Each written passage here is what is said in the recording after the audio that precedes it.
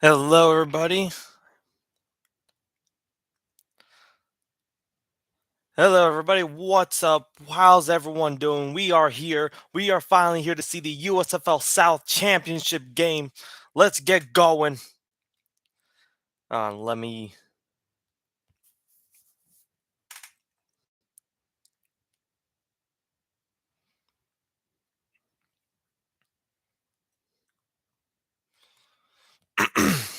But we're finally here. We are gonna enjoy some live stream. We're gonna enjoy some stallions. We're gonna enjoy some of the breakers. This game should be fun.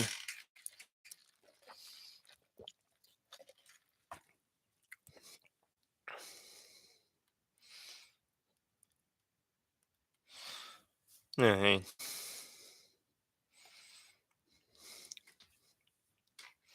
Oh, come on, come on. Now's the time. Don't do this.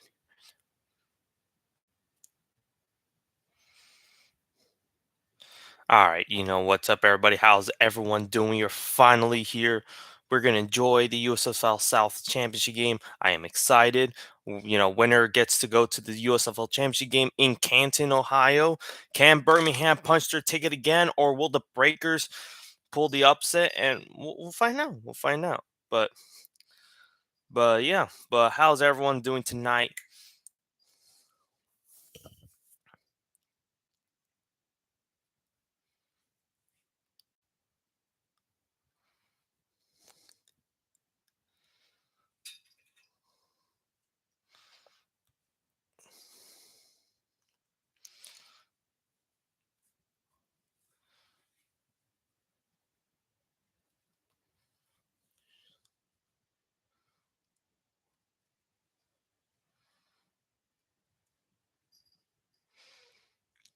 All right, let's finally get the show on the road.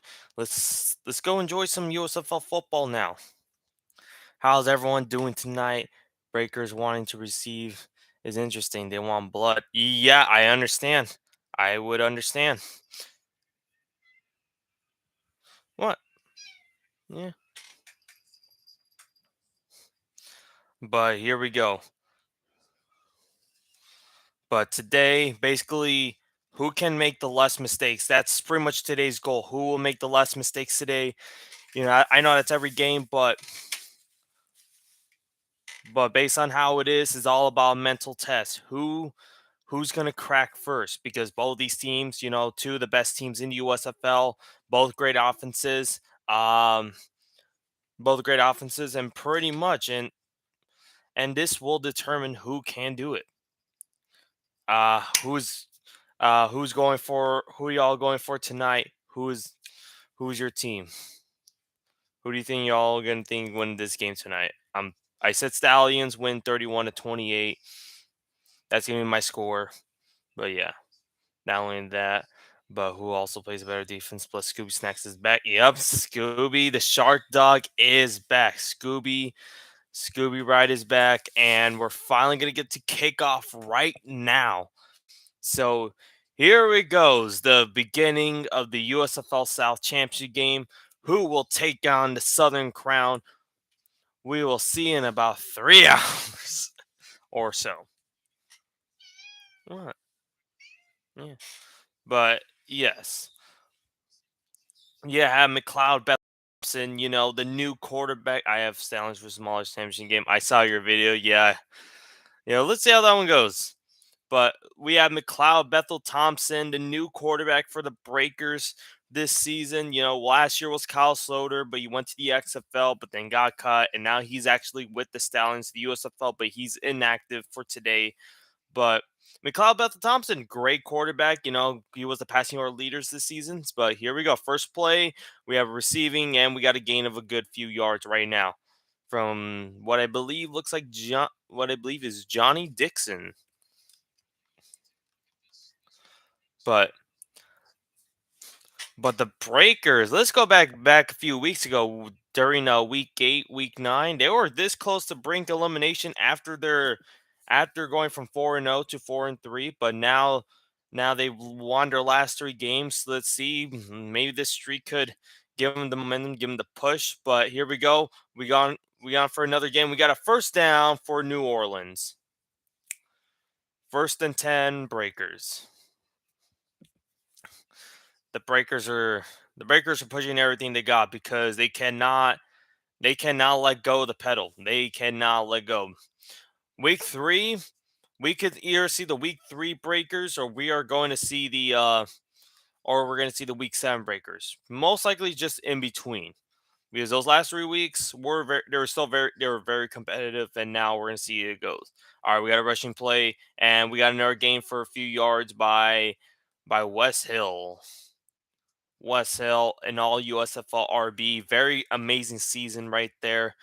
Um, Amazing season for him. Um, let's just see, can he win Offensive Player of the Year?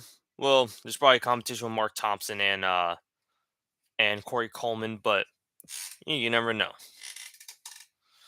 There we go. Now we are in officially third down territory. Or no, sorry, first and 10.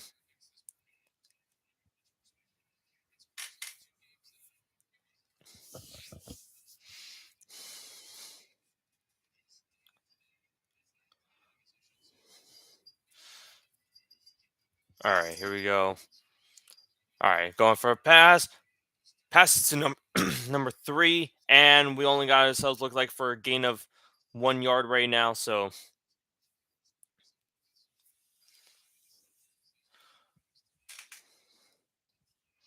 23 touchdowns, 15 interceptions for McLeod Bethel Thompson. Not bad, not bad. Or oh, sorry, that was the stats with the Toronto team in the UCFL. There we go. Second down and 6. McCall Thompson. Oh, interception! We got an interception to number 29. Let's go. Let's go. Let's go, bro. I'm way ahead of your game, so I'll be careful what I say. Gotcha. But W. Intercepted. Interception. Let's go. Number 29. Birmingham. Birmingham. Let's get this rock rolling. Let's get it.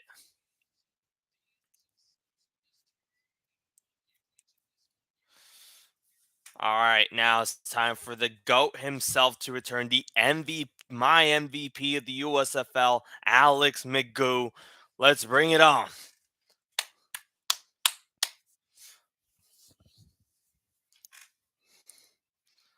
There we go, Birmingham.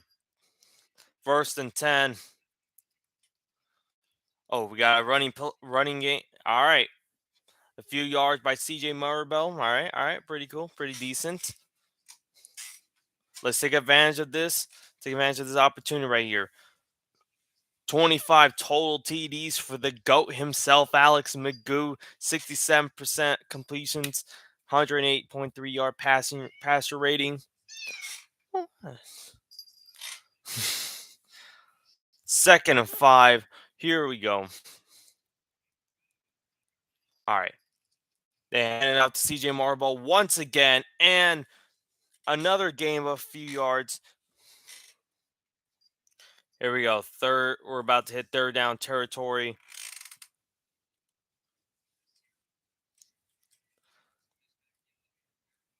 All right, another run for CJ Marble but they did look like they get the first down. So there we go. There we go. All right, all right. 11 minutes left in the first quarter. We already got an interception. The Stallions look like they're gonna run the rock very well. Probably, I definitely see them try to work more in the run game today because it so that we don't fully expose Alex Magoo. But if Alex Magoo needs to do something, it's going to be needed. All right, Alex Magoo for the first pass and gives it to CJ Maribel.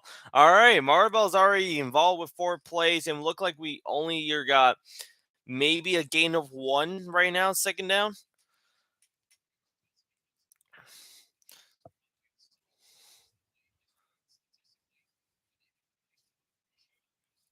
Beware Keontae Shaw and Emery Soren on the Breakers. 2 players are out top 3 in sacks. Yep. Breakers defense is no joke right now. They are very good. And if say Stallions do win this, we got to watch out for the Maulers as well. The Maulers defense. All right, here we go. Alex Magoo going for it, and he looks like he just gave it to a little toss up to plus Vontae Diggs. Yep, Vontae Diggs as well. But Mr. Skip Holtz, Coach of the Year. He has some few tricks up his sleeves. He got it. I think we should be fine. Third down and two. Third down and two. Here we go. All right. I was going to go with the pass once again, and we got our first. Oh, incomplete. Wait.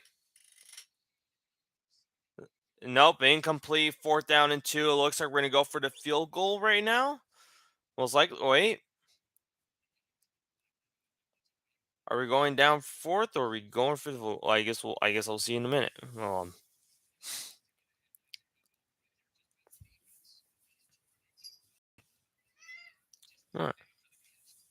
All right, fourth and two. We're going for the field goal to give us the first lead. Brandon Aubrey, 14 out of 15 field goal attempts, 41 yards. Longest one of of the season for him was 49. But can we get it?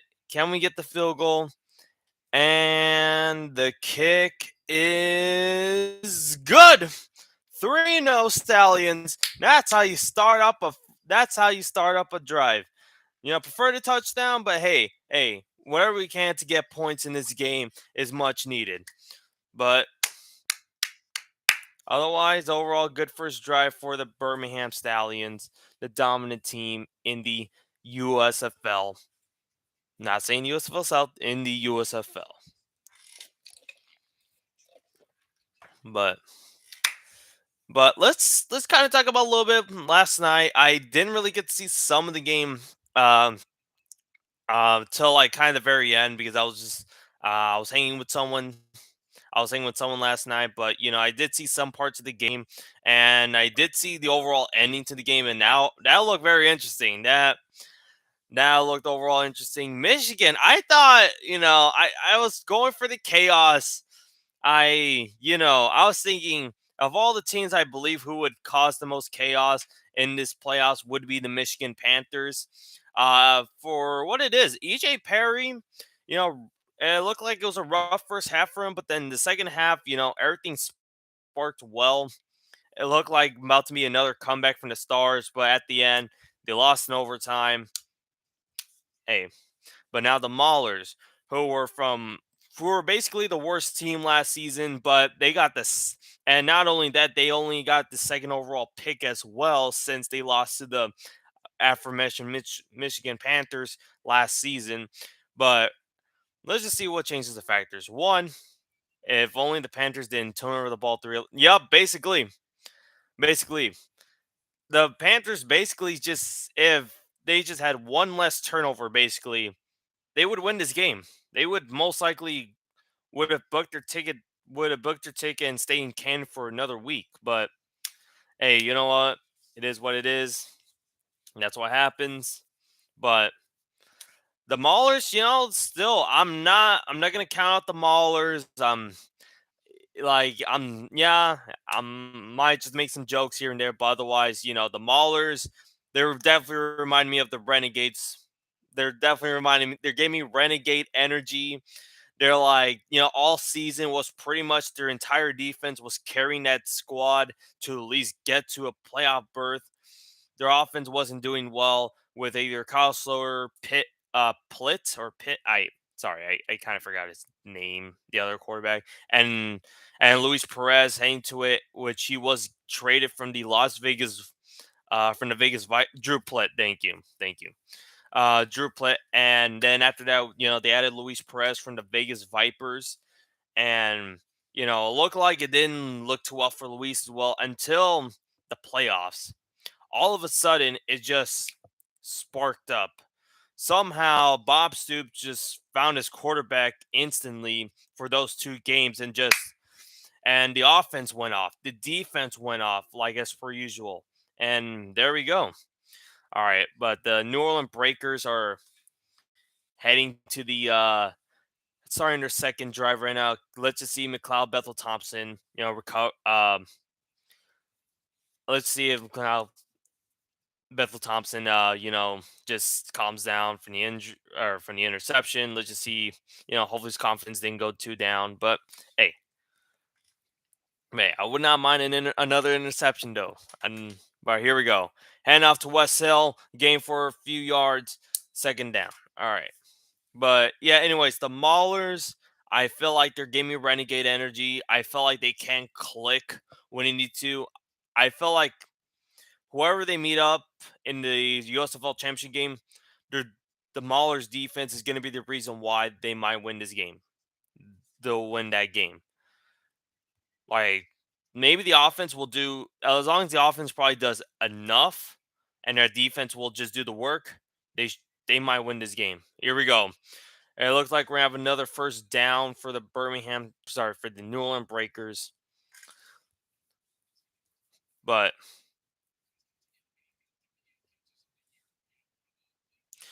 it's pretty insane that we thought we are gonna have like different teams in the USFL South this season, like for the playoffs, but we ended up getting the same teams. But even then, it was still a very tough battle when you looked at Houston, when you looked at Memphis.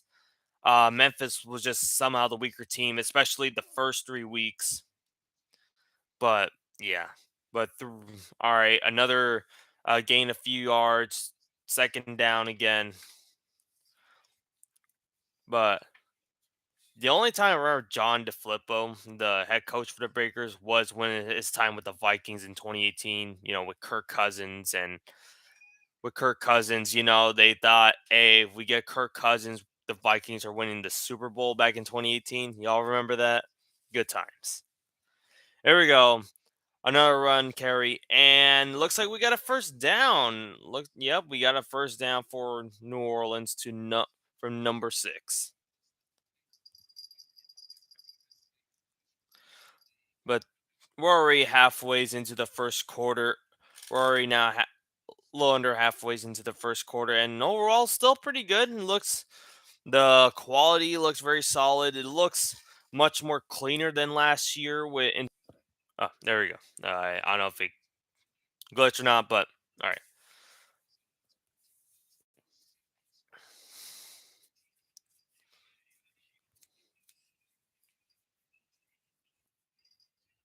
There we go. Second down and 6.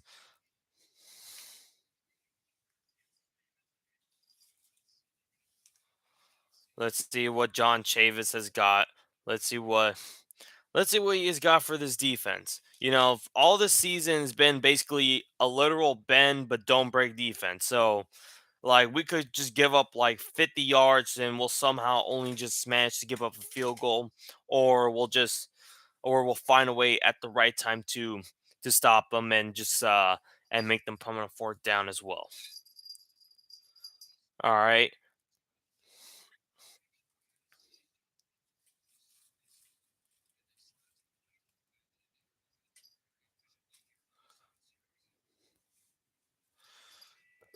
There you go. First and 10. Once again, McLeod Bethel Thompson goes for the pass and looks, he's trying to go for deep pass, and it's caught. Wow. Wow. Wow. Wow. What a catch by number 80. Yeah, what a throw. What a throw. That, yeah, wait. Nope, he stepped out, but hey, it's still a first down. I wait.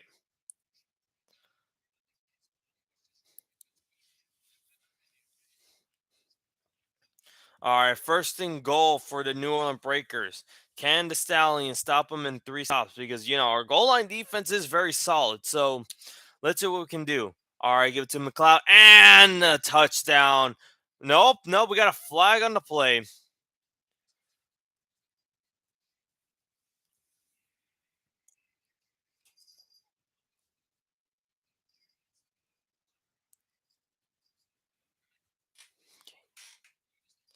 Okay, it is a touchdown by Jonathan Adams. Ooh. What a touchdown. All right. The Breakers will have the lead for the first time in this game. But don't worry. It's still fine. It's still fine. It, this game's going to be tough. It's not going to be, obviously it was not going to be easy. So, all right. So now 7-3 Breakers, you know, uh, what a, what a bounce back for drive for them. But here we go. The script is starting to cook. The script is saying the Stallions will win this game, but they just want to make it interesting. All right. They need to make the playoffs interesting. I get it. But all right, here's some difference for the Maulers. The reason why they made the championship game. No Pizzagate, uniforms, and the Horton family. The Ray Horton, the head coach, and Jaron Horton, defensive assistant coach of the year, defensive coordinator. Good for them. But yeah, I wonder if Ray Horton did offer the Maulers pizza. I'm always curious. I wonder if they did he did offer pizza. I'm legit curious. Do you think Ray Horton, Devon Smith went from victim of Pizzagate XFL championship? Oh yeah, yeah.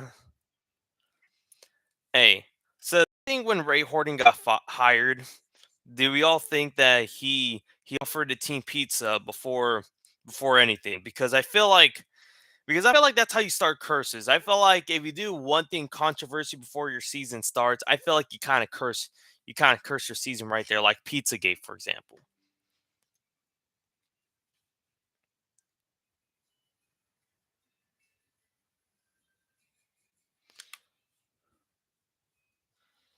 All right, on. I'll be back right now. Just I gotta. I do agree. I feel like they have to. Also, the other thing too, the uniforms, much better, much better this season for the Maulers because who decided purple and orange when the season start? Like when they were trying to revive the USFL, who was like, what would be a good team, good for the Steel City that's known for black and gold for all their teams? Purple and orange. I will never understand that uniform. Like I know it's the same uniform, like just black and gold, but still, you can't have a Pittsburgh team without black and yellow. Yeah, I'll never understand the purple orange. Not at all, but massive improvement. Massive improvement. Just massive. And I feel like that's what got him. I feel like that's kind of the last kick. Also, you got to think these are teams that exist in the 1980s. That is true. Yeah, these are like USFL are based from the 80s USFL teams. It's not like random new names again, like the XFL where we had where there was like the LA Extreme in 2001, and then 2001, and then after that you have the come on, sorry for the lag, but yeah, not from 2001, or you have your Arlington Renegades, like these are or San Antonio Brahmas. Yeah, I had to look up what was like a Brahma. I was seeing at first when I looked at it, that was like a Hornet for when I looked at the logo, but yeah. All right, second down and 10 for the Birmingham Stallions.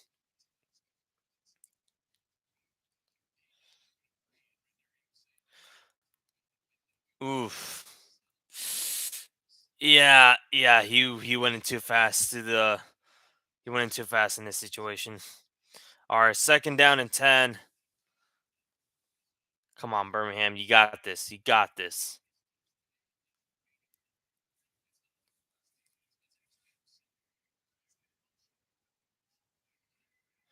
All right, pass, and we got a pass by Jay Sternberger.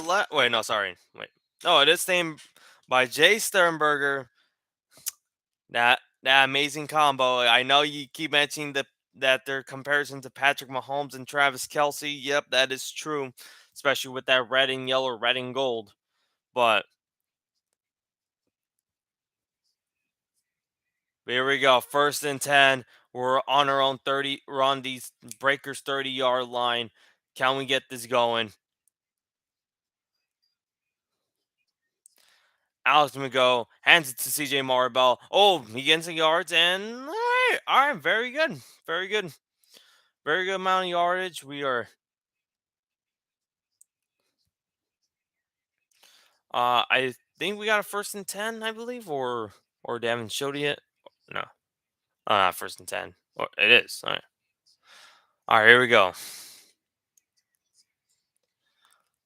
Hands it up to Marble once again, and Marble been doing it. He's been pushing the rock. I I do kind of wish we still had Bo Scarborough, but he obviously he's out. He's out. So hey, it is what it is. Marbell's been Marble been solid this season. Obviously not top, not the best back in the league, but still. All right, here we go. 2nd down and 3. Oh, oh, encroachment on defense. Encroachment on the defense. There we go. That's gonna be a 1st down right now. Neutral infraction. I don't know why I say.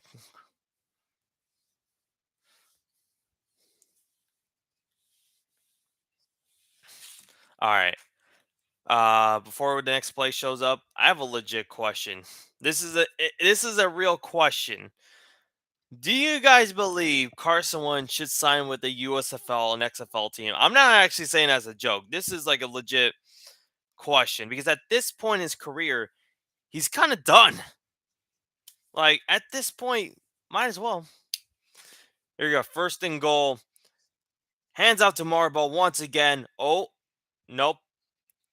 Ah, oh, we got a flag on the play.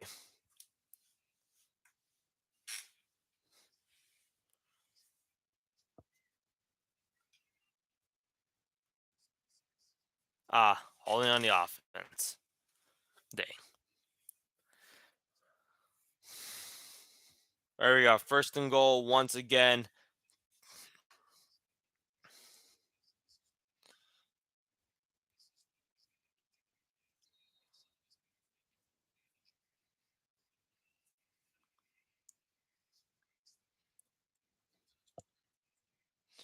All right. Wentz on a decline since 2020 and Week 18 since the Jags. If Wentz won that game versus the Jags, the Colts don't trade Matt Ryan. I don't care if the Colts get eliminated in the first round of the playoffs in that situation, but Carson Wentz keeps his job. Oh, Jay Sturman once again, and we got a touchdown, Birmingham. Let's go. We got the lead once again. There we go. Oh, there we go. There we go. That's how we keep things rolling. That's how y'all do it. Touchdown, Birmingham.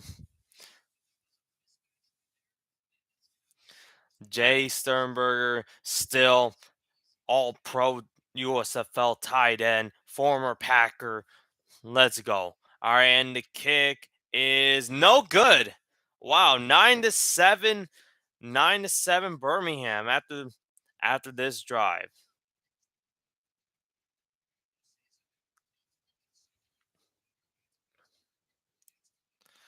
F, yeah, F in the chat. All right, on. I'll be right back. Give me one moment. Gotta do something really quick.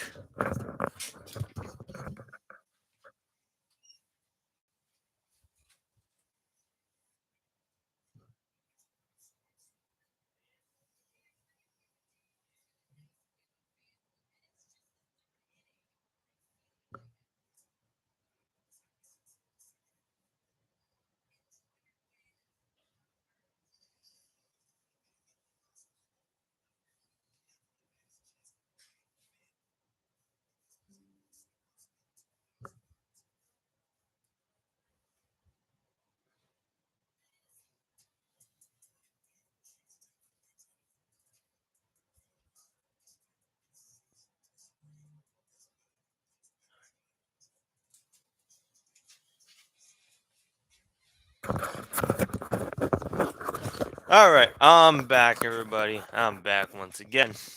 How's everyone's evening going so far? Yo, hello, Chucky. How you doing today? How you doing tonight? How you doing this evening? What is up, Chuck? The what? What's that you holding? What do you mean? What I'm holding?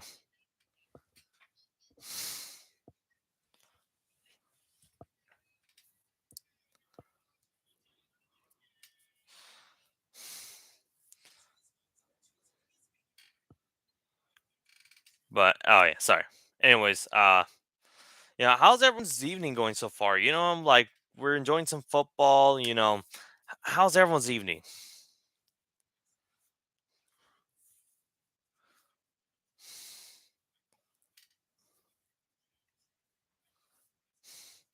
Um, but you know what? You know what? I thought you had a pen. No, no, I'm not carrying anything. No. But if you want to see a pen, here's a pen. uh, All Star Game Seattle. Oh shoot. Okay, July 11th. All right. Um, can you do a pen spin? I don't think I can. Well, try. Nah. Or have a little headache, but I'll manage. Oof.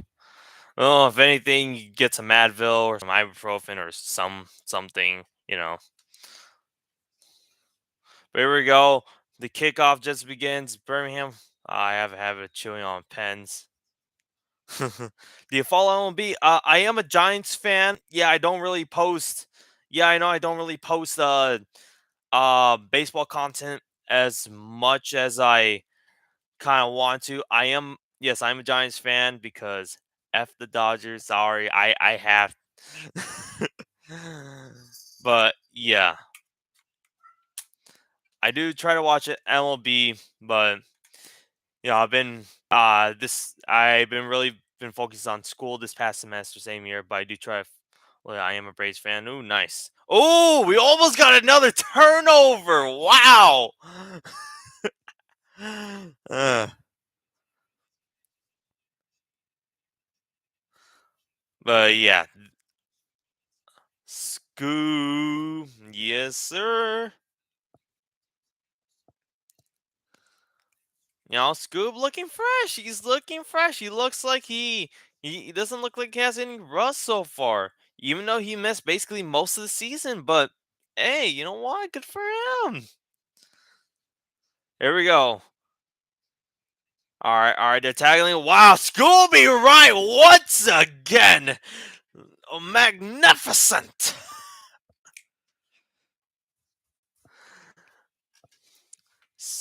All right, this is why Scoot wanted to show up week 9 because if y'all weren't like not following on Twitter, Scooby Wright was like trying to put a petition to come to the week 9 game versus Houston, but the USFL was like no because with their own health reasons, but like he was legit trying to get a permission saying free Scoob and everything, but he got in week 10, so hey, that there it is. But there we go, 3rd and 14. But now back to 1st and 10. So I am an Oregon fan. I forgot how much of a menace he was in early 2010s earlier zone. I respect that. Yep. And hopefully I do want him to be with a NFL team, right? Because I really want him to be in a linebacker. If he's with the Seahawks, since that's my NFL team, I I will love it. But at the same time, I'm like, it's gonna be bittersweet though. It's like one moment it's like, oh wow, all right, incomplete pass. But one moment it's like, yeah, I'm gonna miss him. But also it's like, you know what, good for him. Glad he gets an NFL contract, gets an opportunity.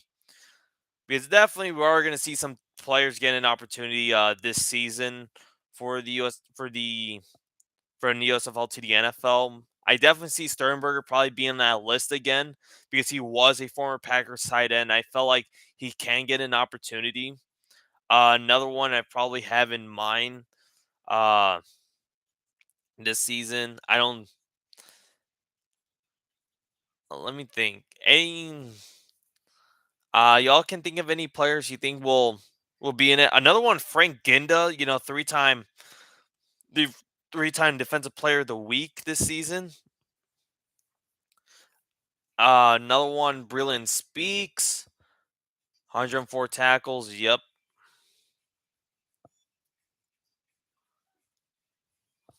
Yeah. But I gotta go eat.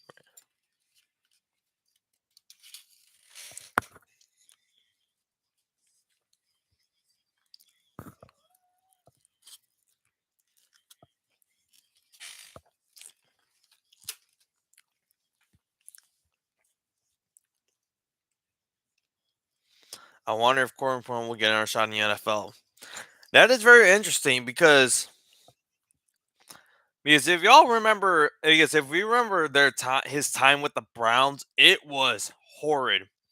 He was, former first round pick in 2016. Um, like he missed the catch that eventually that basically sealed the deal for the 0-16 Browns that season.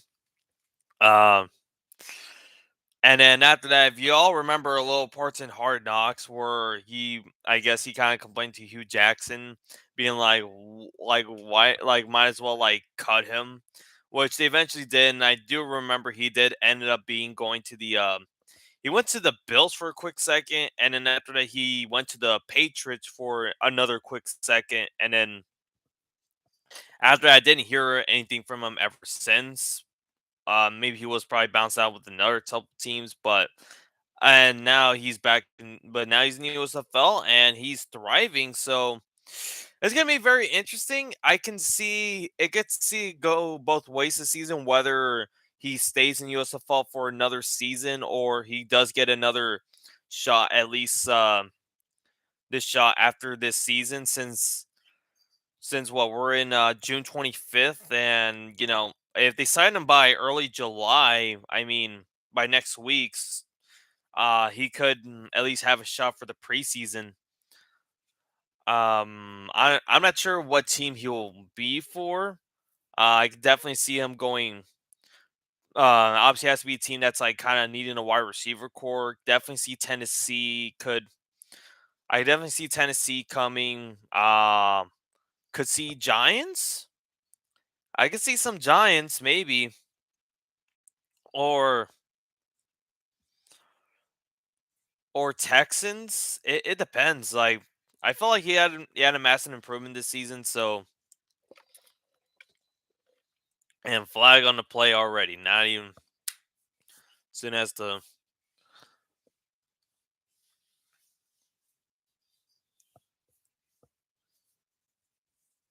oh yeah, you see in the background. That's my cat. I guess she'll just be chilling around.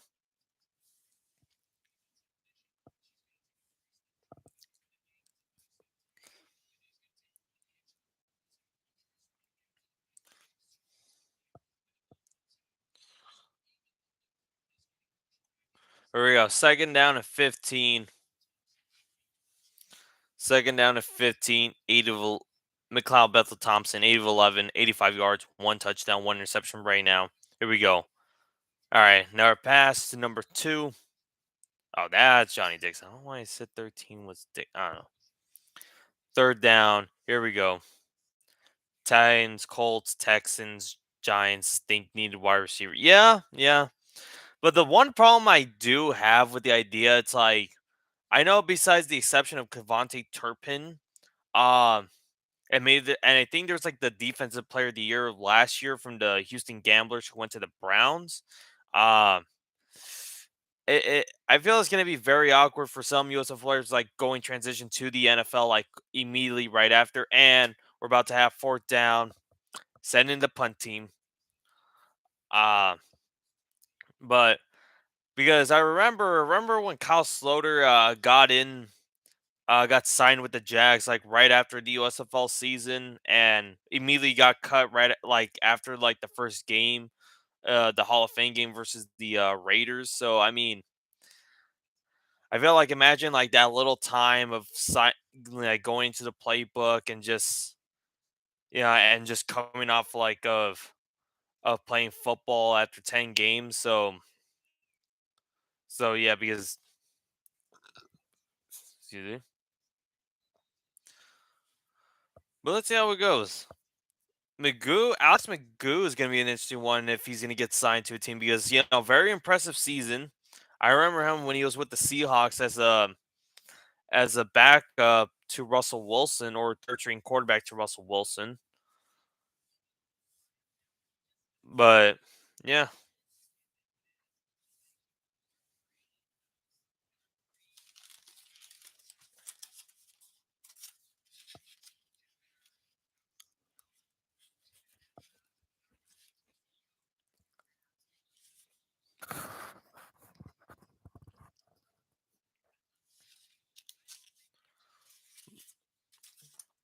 um, let me think who else can get signed this offseason.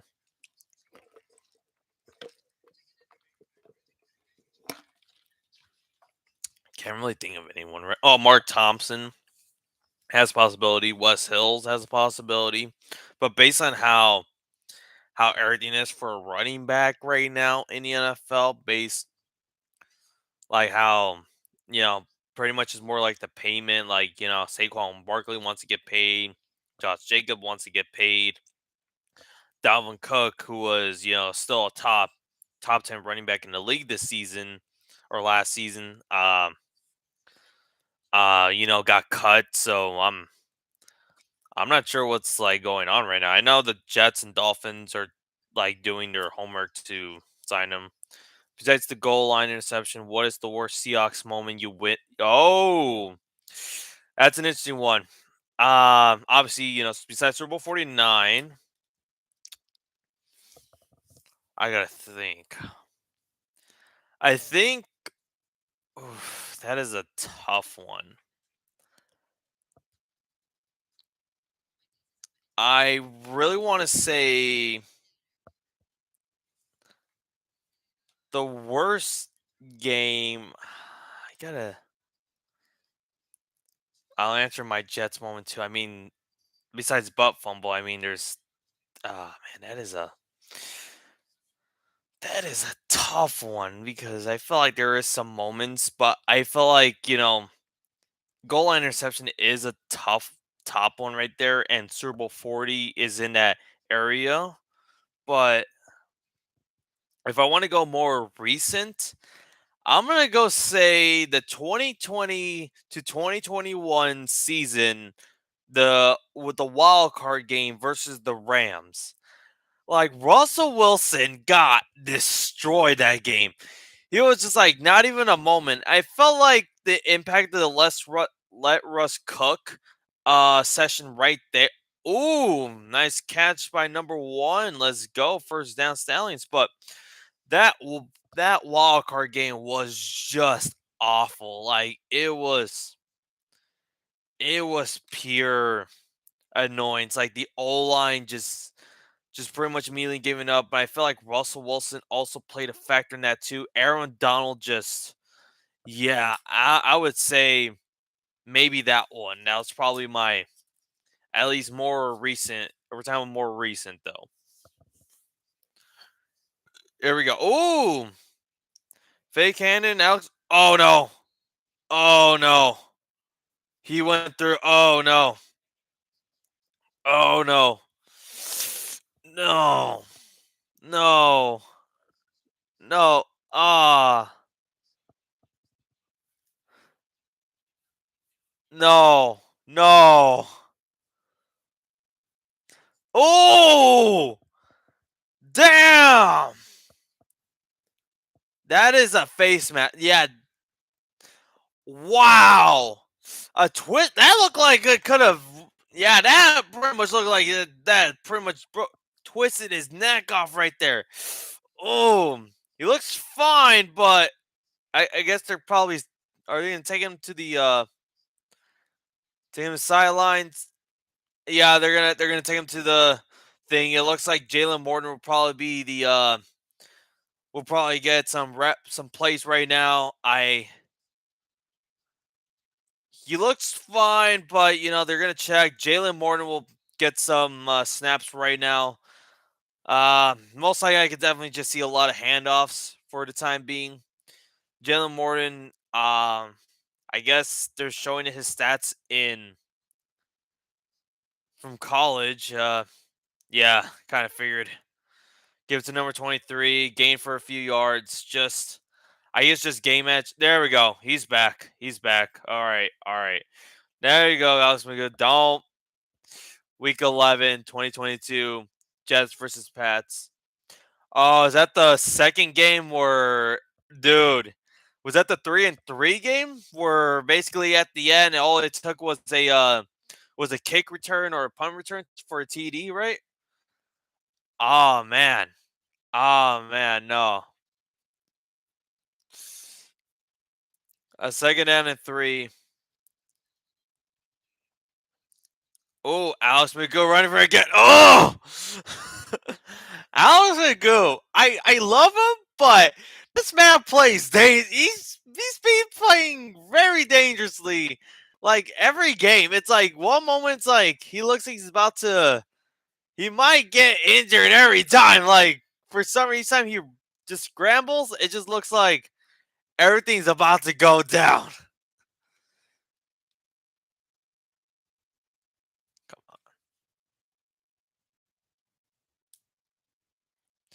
If you want to win something, you gotta play dangerously. Yeah, but Alex McGood, I love him. I love him for that, but also it's very scary because there was just moments throughout the season it just looked like he he was about to get knocked out or something.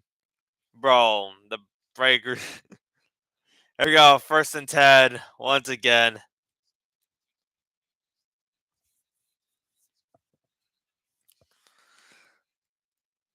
We got about to get sacked. Nope, nope. He avoids the sack. He gains a few yards. Alex McGoo. That's how you do it.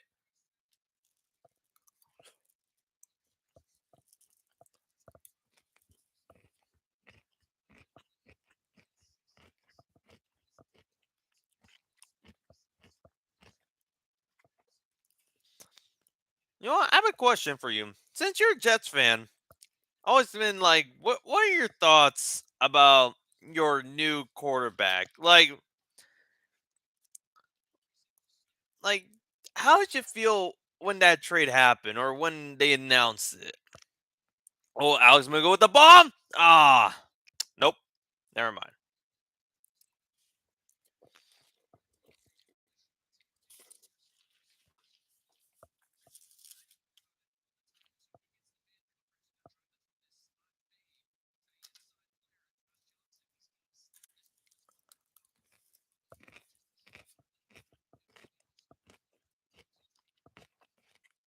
Ooh, yeah, I'd say that was a.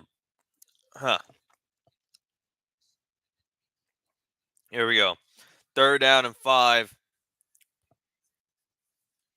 All right, Alex McGill once again trying to evade the pressure. Throw it, throw it. Nope. They let him stand there. Oh, but incomplete. Dang. All right. Bringing the field goal one, it was expected, but I'm trying not to bring my hopes too much. I want to avoid it the 2019 Browns and 2022 Broncos. Wait, I see. Was that Buck? Wait, did I just see Buck right now from the USFL network? Oh, Sternberg was trying to go for it, but yeah. There we go. Near field goal once again. Because here's I think with the Jets, I feel like I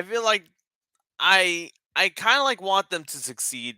12-7 now for Birmingham, but I kind of want them to succeed. But at the same time, it's like the whole Aaron Rodgers drama kind of makes me want to like be like I kind of like. I feel like the. I don't think they'll win the division.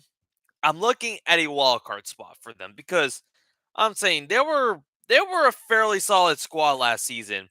You were just needed a quarterback. I'm not sure how it would be. I definitely can see um like the beginning of the Jets a playoff spot needs to happen. Yeah, and that's what I keep thinking too. Like it's playoff or busts for the Jets.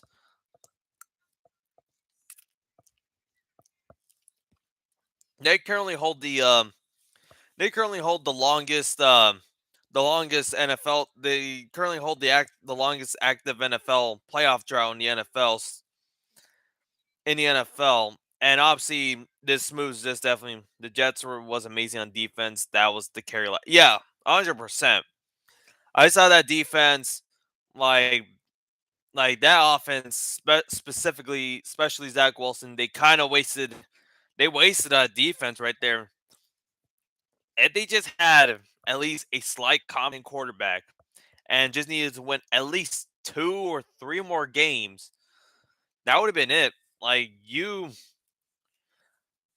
and us, and again, I get as well. I get as like Garrett Wilson gaining 1,000 yards with 4 different QB. That too, and also Brees Hall getting injured during like the somewhat the beginning of the season, like week 5 or so.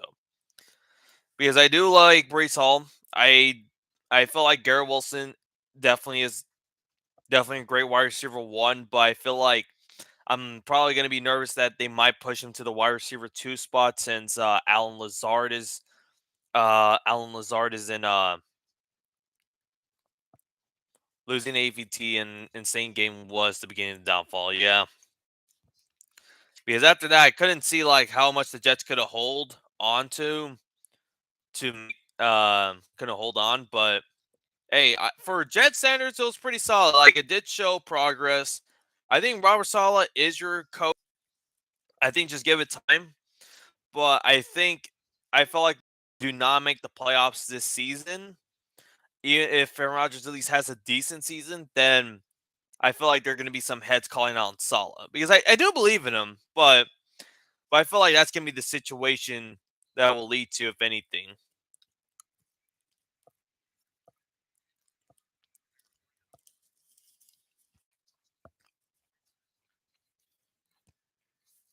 But here we go.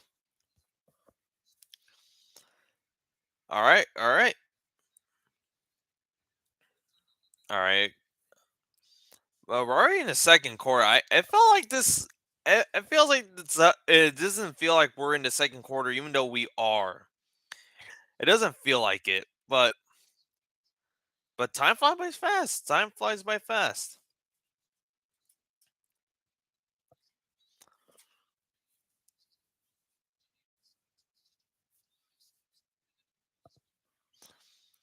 But first down and 10.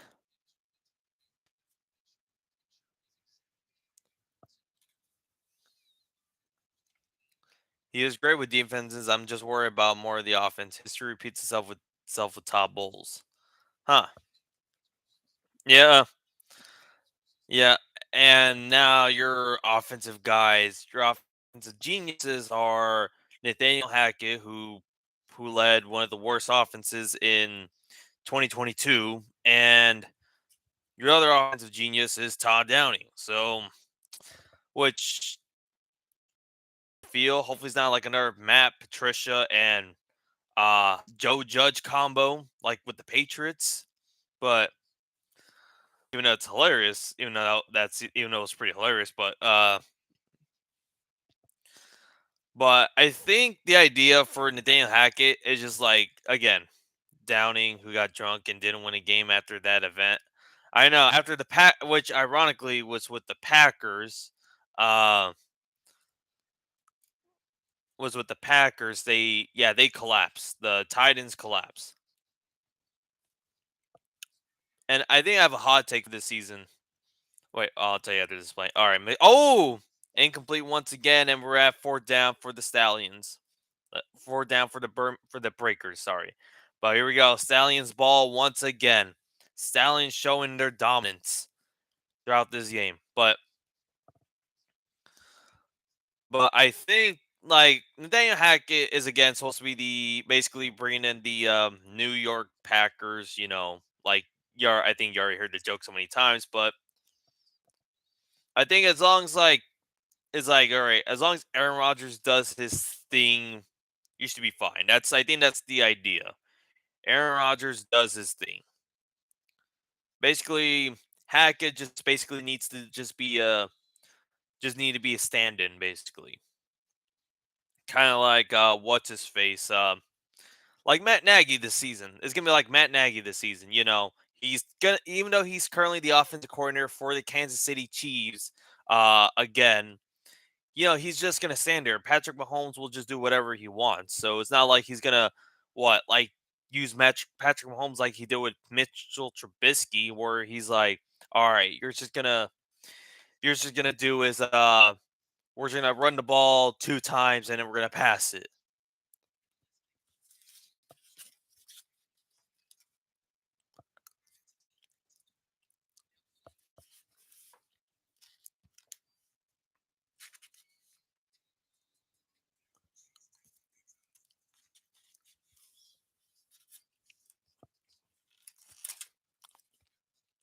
I'll take Lions will win the NFC North.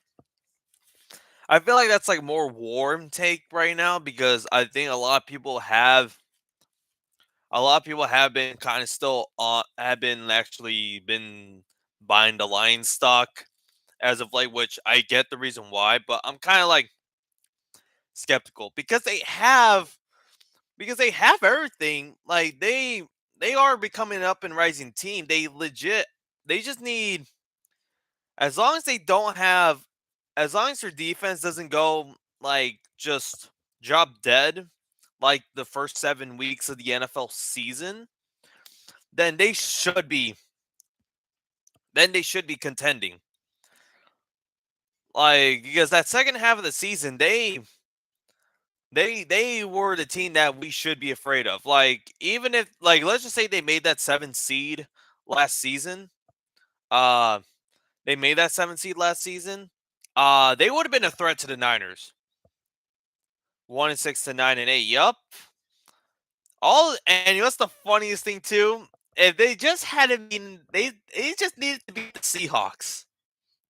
If they just beat Seattle week 4, which that was a wild game by the way. If they just beat the Seahawks week 4, they would be in the playoffs, and I would have felt like they would have pulled the. There's a slight chance they would have pulled the upset against the Niners. I wouldn't say that. I would have said they would have had a very good chance. At least they would at least compete with the Niners that wild card game, if anything.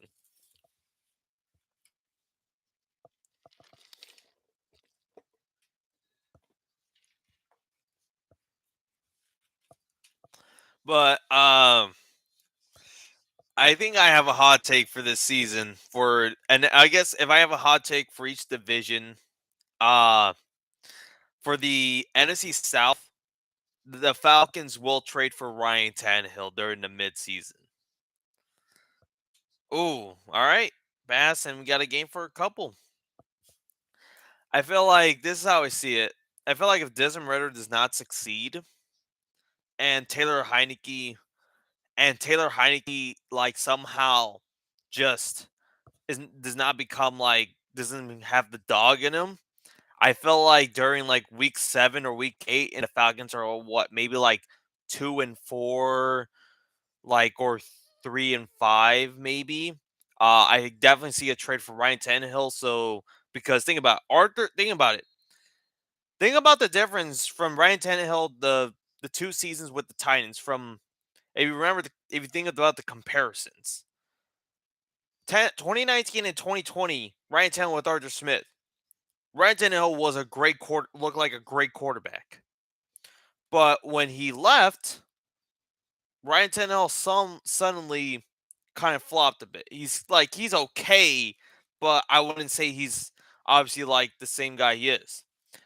And I'm just saying, I would I would consider the idea of having bring Ryan Tannehill to Atlanta if Ritter somehow kind of does not hasn't like gelled yet, or Taylor Heineke doesn't have the dog yet. It doesn't have the dog in him like he was in Washington. The offense is greatly aggressive to giving the ball to yeah, because I think everyone knew what was like. They knew what's going on. They're like, okay, we know Derrick Henry's still like a beast, but they see it coming a mile away at this point. They're like shut down Derrick Henry. The offense is basically done. Boom. All right. Alex, I'm going to go past number 23. And we got a first down. Oh, continue more yards. And there we go. Like, at least with Arthur Smith, he found a way to use Tannehill correctly. And we got a flag on the play.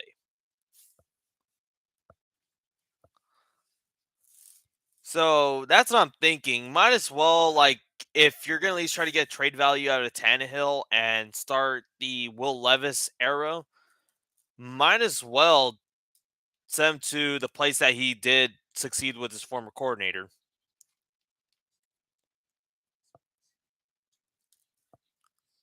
Oh, face mask for the defense, but we got a first down either way, so it doesn't matter.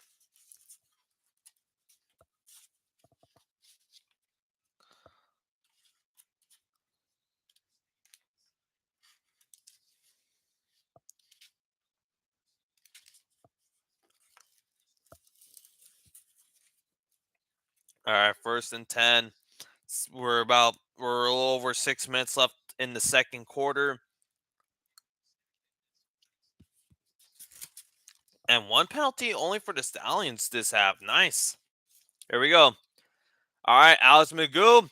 He drops a deep pass, and yeah, that was a little overthrown. That was overthrown, but second down and 10. Second down and 10. Like Alex Magoo definitely improved, massively improved. From last season, he was okay. I wouldn't didn't really like looked impressive, but like when I think it just needed to take some time to let him cook, let him like slowly cook like a crock pot, let him heat up, and now we have MVP Magoo. There we go. First down once again to number 13. Oh, we're about to get a touchdown! Touchdown number 13, Davion Davis. Let's go. What a play. Wow. Wow. 18-7. Birmingham Stallions. Yep, Davion Davis breaking tackles. That's how you do it. Like, breakers, what is going on right now? Like, what is going on? I'm not trying to jinx anything. What is going on right now?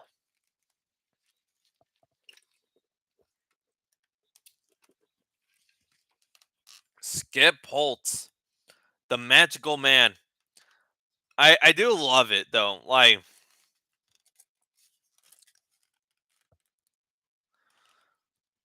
here we go. And we got a field goal. Now it's 19-7.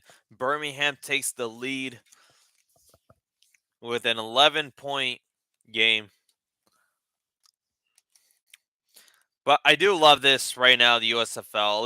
At least I do with the USFL. At least they're growing in the USFL. That's what I love about this. But the one thing I'm questioning is, so if y'all saw a Twitter post from the USFL that they actually said start getting your season membership tickets for Canton 2024 for the 2024 season. I what is going on there? I'm thinking in my mind that the Pittsburgh Maulers are going to stay there for another season because apparently that like the first season, all games are going to be in Birmingham. The second season, we're going to have four hub teams, and then the third season, they should have everyone in their respected home stadiums by then. But we're getting Canton, Ohio next season. Either some people, my speculation is probably the Maulers are staying there since, again, it's still a 2-hour drive from Pittsburgh, PA. And what I believe, that's why I feel like it's gonna be the situation for right now. And Canton is still like a stabilized home stadium at the moment, so I definitely Like I definitely see why they did that. The USFL needs to have their own markets. Yeah, that's the thing. They should do like because I felt like they're still probably even. I wonder if they're still like looking for stadiums. Still looking for their stadiums for the other four or five, the other five teams. I would love to see each team have their stadium. We should. Hopefully, they should next season. Hopefully, they should. I feel like we'll either have uh because I made some prediction like I made an article prediction uh earlier this last month around there that like which stadiums I would want to see each USFL team in. So for the gamblers, I decided to put Rice University Field or the stadium there because it's a very historic place, very iconic, and since the other league, the XFL, TDC, the University of Houston Stadium, belongs to the Roughnecks. I think like unless they're able to collaborate, right, able to have a two team for at least for like a good few weeks at most, um for at least a good few weeks, then fine. But I feel like Rice University may be the next best option since they're able to tarp up their stadiums, and I think they should be fine. All right, here we go. We're gonna kick off once again, 19-7. Stallions leading with 5 minutes and 22 seconds left in the second quarter. So, yeah. Oh. I, huh. Houston's the only team that shares cities with the XFL and USFL. That is true. That is true.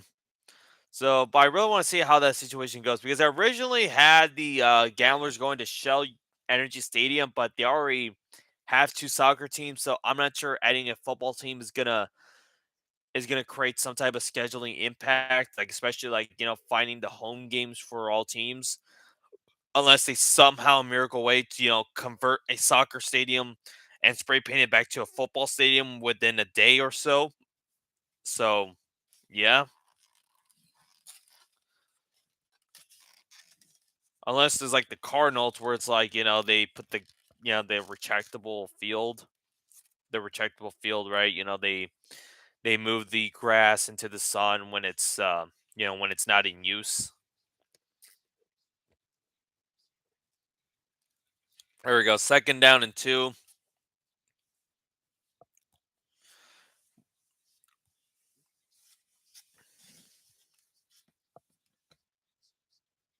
There we go. Oh! A loss of yards by number 95, Davis. Let's go. Stallions are Stallions are showing their pure dominance tonight. The Stallion supremacy is real. This third down and 7. Let's go.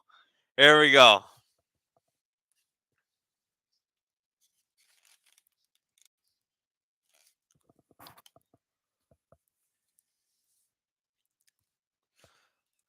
Here we go. Thompson for the pass. Oh, pass deflected by number 22. That's some Stallions playoff football right there. That's some Stallion playoff football. Fourth down and 7. They're gonna have to bring in the punt team once again, and Alex McGoat hopefully leads them to another touchdown, if not field goal, to at least keep it a 2-score game.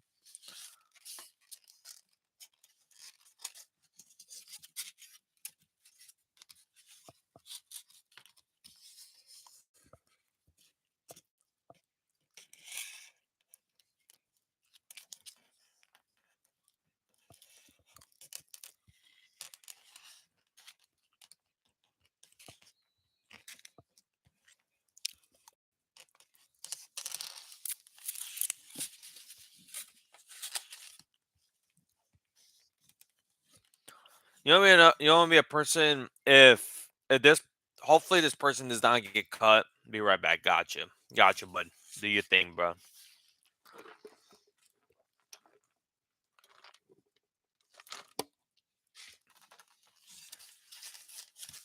All right, I'm gonna eat my Panda Express.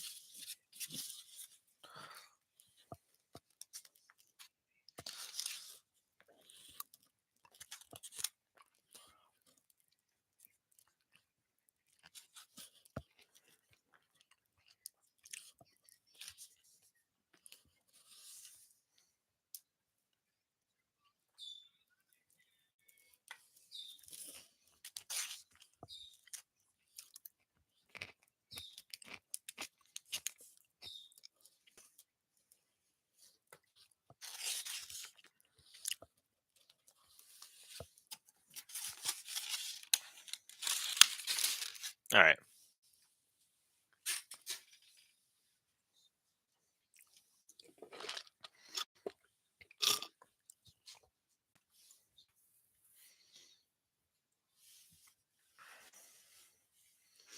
all right. We still have plenty of football left. But the Stallions have looked good. They look great. Looked wonderful.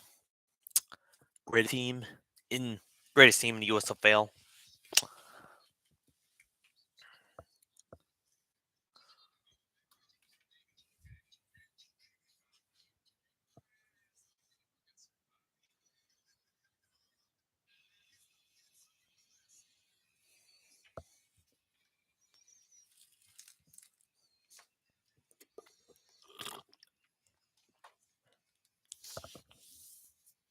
Back to the NFL. What coaches are on the hot seat? Oh, I already know some already. So Ron Rivera, 100%. I love him, but I love him as a coach. But I think after last season with the whole playoff thing, I'm not saying that's like the sole reason, but I feel like his play style hasn't really like mentioned him in my video. Because I think Ron Rivera's on a hot seat. I think someone who's on. I think that's the only coach I have on a hot seat right now. But like warm seat coaches as of right now is Kevin Stefanski because they invested everything on Watson and him once over Taylor. Yep, when it's a very crucial moment. Yeah, I know Taylor Heineke's not the best quarterback, but he was keeping them in games. At least he was keeping them in games. And again, if they didn't tie the Giants, they just literally need to win one more game, and they would have been in the playoffs once again. They just need to win one of those games, either the Giants game or something, or not bench him during the Browns game. Bench Heineke for once in the Browns game, which pass the flag. The defense of the breakers going, but I have Rivera is in my hot seat. I feel like I'm gonna say Brandon Staley right now because the whole playoff thing. I'm gonna go say Stefanski's on a hot seat for the time being. Mike McCarthy, even though people were saying probably him on a hot seat, but I don't think so. He's probably warm seat at best. Ooh, Alex McCarthy, get away, get away. Ooh, and a complete. Wow. Wow, number 85. Let's go. That's how you do it. Alex Magoo just being Superman. Wow. Let me think. Who else has hot seat? I feel like hot seat potential. Hot seat potential, even though I feel like he's a good coach, but I feel like Dion Kane. Yep. There we go. Alex Magoo. Oh, another catch and nope, incomplete. Uh I'm gonna I think Staley and Rivera are probably like at least in my head for hot seats, but warm seats I'm going to Stefanski for sure.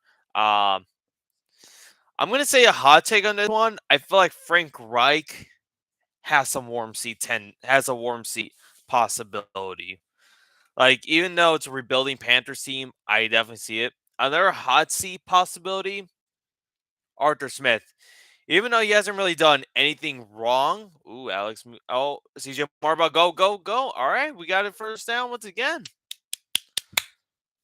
But I feel like Arthur Smith probably will have a hot seat if the Falcons don't win their division this season. Not to mention, but State always goes against analytics. He wants to go on fourth down. Let him go on fourth down.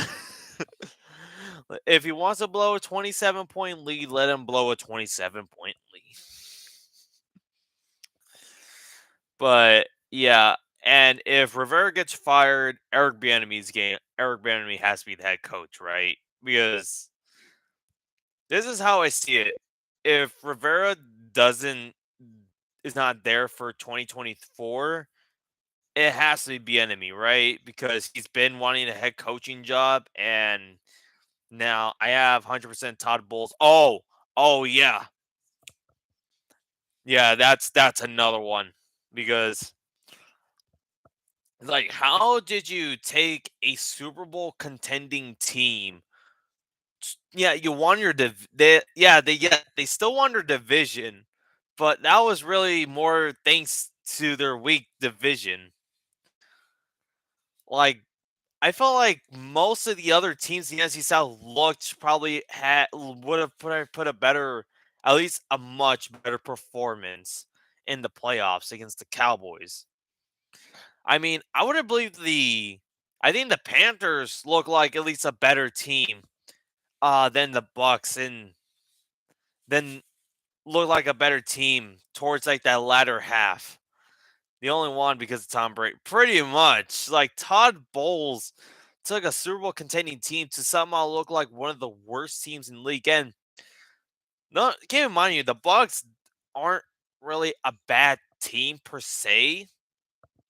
Like when you look at them, but just looking at Todd Bowles, and then I don't think anyone has the confidence for Mayfield. I don't think anyone has the confidence for Trask right now. So I'm not sure. I pick either Panthers or Saints to win the NFC South. I do have Panthers for right now to win his division.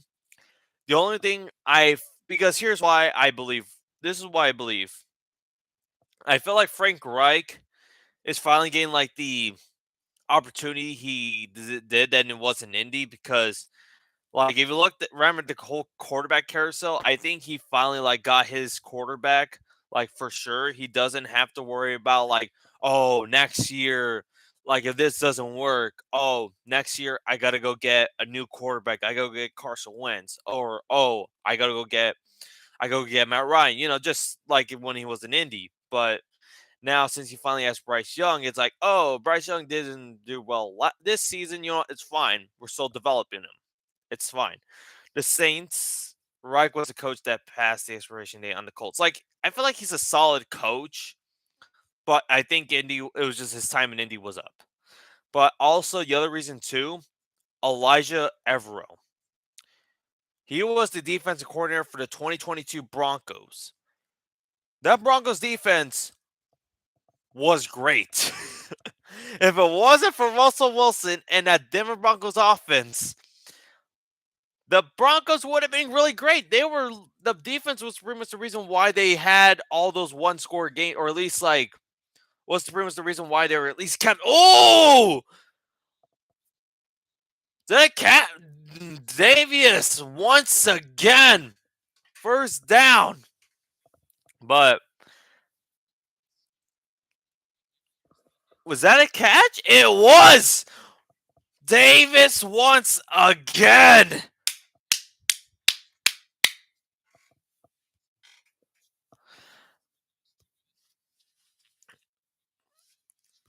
All right. All right. Here we go. Can we get another touchdown by halftime? Can we make it a 20, at least a 25-7 lead? I'm not sure about the field goal yet, but 20, at least 25, 26-7 lead. But Birmingham showing the dominance. New Orleans, I'm not sure what I. New Orleans is basically still sleeping right now. Alex Magoo. Oh, ah, incomplete. But hey, you know what? I don't mind. But Elijah Arrow is now the defensive coordinator for the Carolina Panthers. That man, that man did well on the 2022 Denver Broncos defense. I have very much confidence that the Panthers defense is going to be a top 10 team, top 10 defense this offseason. That's probably my other hot take for that team. Hot take for this season. The Panthers defense will be a top 10 in the league. There we go. Goo. Evading the pocket, evading the pressure. No, come on, throw it. And out of bounds. All right, 3rd and 10. But yeah, that's why I have the Panthers winning this division. Another team you better watch out for is the Falcons. If Desmond Ritter does boom, or Heineke just has the dog in him, the Falcons might actually win their division if you think about it. The Saints, the only thing I have trouble with the Saints. I do like I think they're gonna be a solid team on paper, but I just do not trust Dennis Allen. I'm sorry. First down Magoo with the scramble. I just do not trust Dennis Allen. I like everything else on that team should look fine, but like Dennis Allen is my reason why I just don't have much faith in the Saints.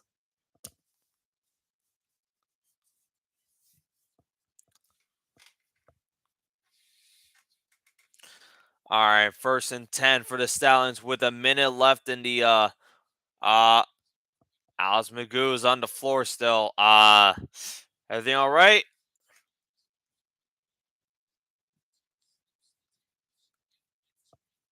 Oh, never mind. We're good. We're good. Just wait.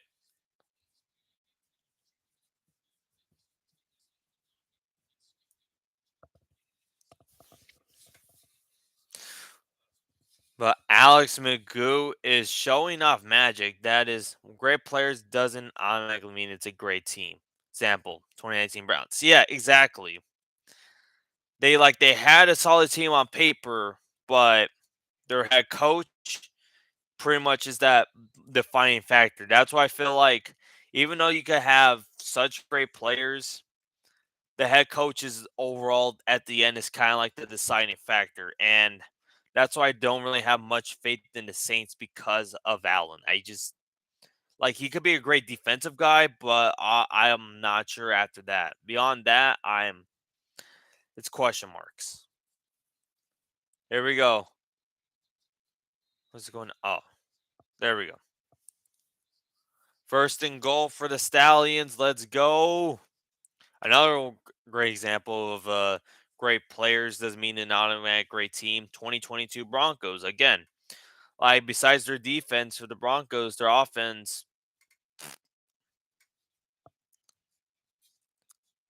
and I do like Sean Payton for the Broncos, but we just gotta see if Russ can bounce back. That's my goal right there. Oh, and they stubbed Marbell, 2nd and goal. They look like they're gonna kill the clock at least enough, and let's just go on from there. There we go. 2nd and goal.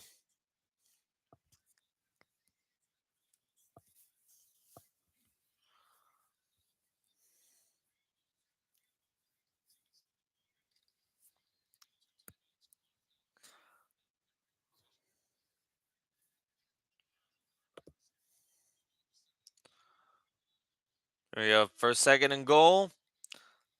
Hand fakes hands into Marbell. Alex Magoo going it and only got a game for a couple of yards. 3rd down and goal. All right. They called their second timeout. We have 14 seconds left. Running one more play, then obviously they're going for the field goal. So, hey, you know what? It's still a very solid game. It's Birmingham showing their dominance. They're showing like the team that they are.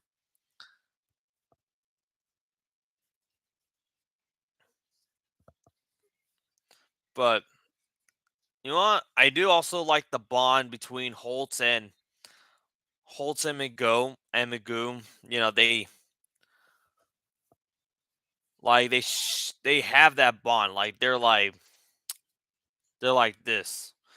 I think I also worked with Jamar Smith and Skip Holtz as well last season. Like, I mean, this is why he's the coach of the year. Stallions get the ball in the second half. Oh, that is also scary too for the Breakers because I forgot about that. The Breakers had the ball in the first half for a moment there, and they thought they were gonna score very quickly, but nope. And so far, they only scored one TD like in their second drive, and that's about it. Like everything else has just been Stallions showing dominance. But second timeout for the New Orleans Breakers took it their second timeout of the game.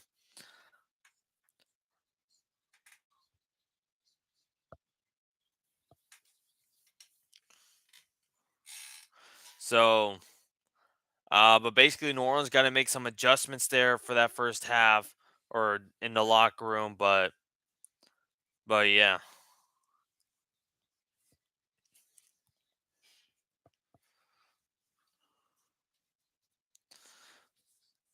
But during this halftime, you know, we're going to talk about the four teams that did not make the playoffs. I'll do a TikTok video later, maybe at one point, but you know, I'll talk about the four teams that did not make the playoffs that did not make the playoffs in the USFL this season. Third and goal. Here we go. Ooh. And touchdown! Once again, New Orleans. Davis once again. Davion Davis comes clutch once again for his second touchdown of the game, second touchdown of the playoffs. Now it's 25-7. Let's go Stallions. Let's go Stallions. 8 total yards in the second quarter for the break. Wow. Wow. Really? Dang. That is rough. That is rough. Yep. I can't even tell. This is worse than last year's playoff game, right? At least like there was competitiveness, but this one is just like this is just insane. Skip Holtz is like, we're coming out to play. We're getting that We're getting that ring again. We're coming back to back rings. But here we go. 11 seconds left in the second quarter. Breakers. I mean, Hail Mary. At least something. And I mean, you could technically try to at least because you're able to score 3-point conversions, right, in the USFL. So, I mean,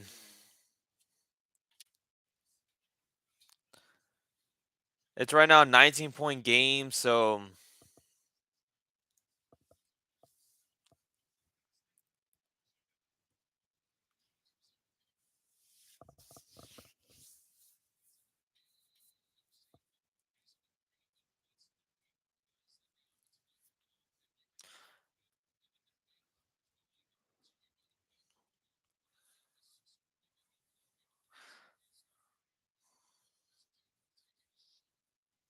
all right, it looks like the Breakers are going to be on their own 39-yard line.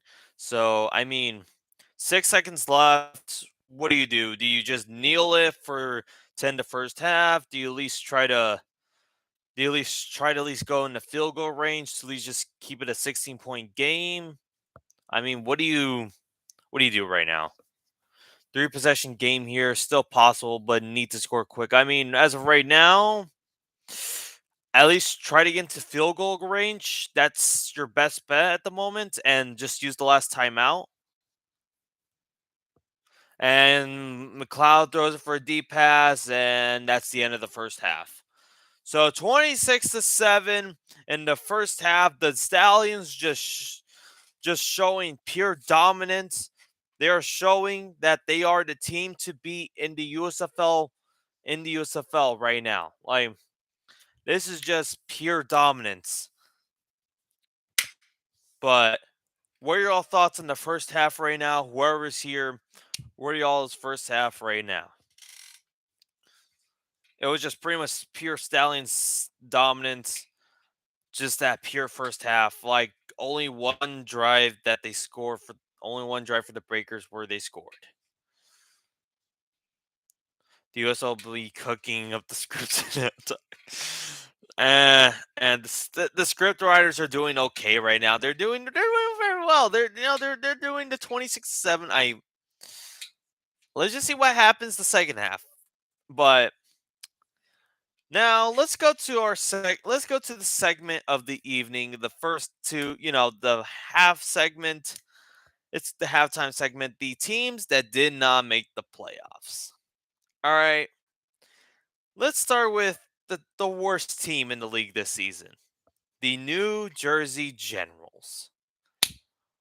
What happened?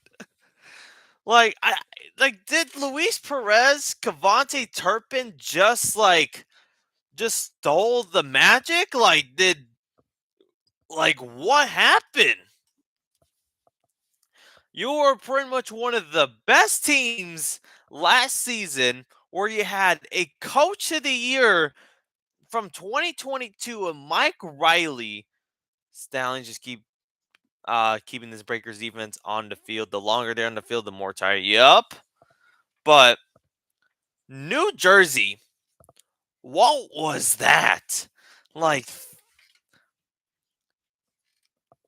like, I know, I thought at least you had something like a plan after Luis Perez went from to the Rams and then he went to the XFL, but this season was just rough. You went from first place where your coach won coach of the year, which I believe Skip Holtz was Robin that year, but and doesn't matter. Doesn't matter.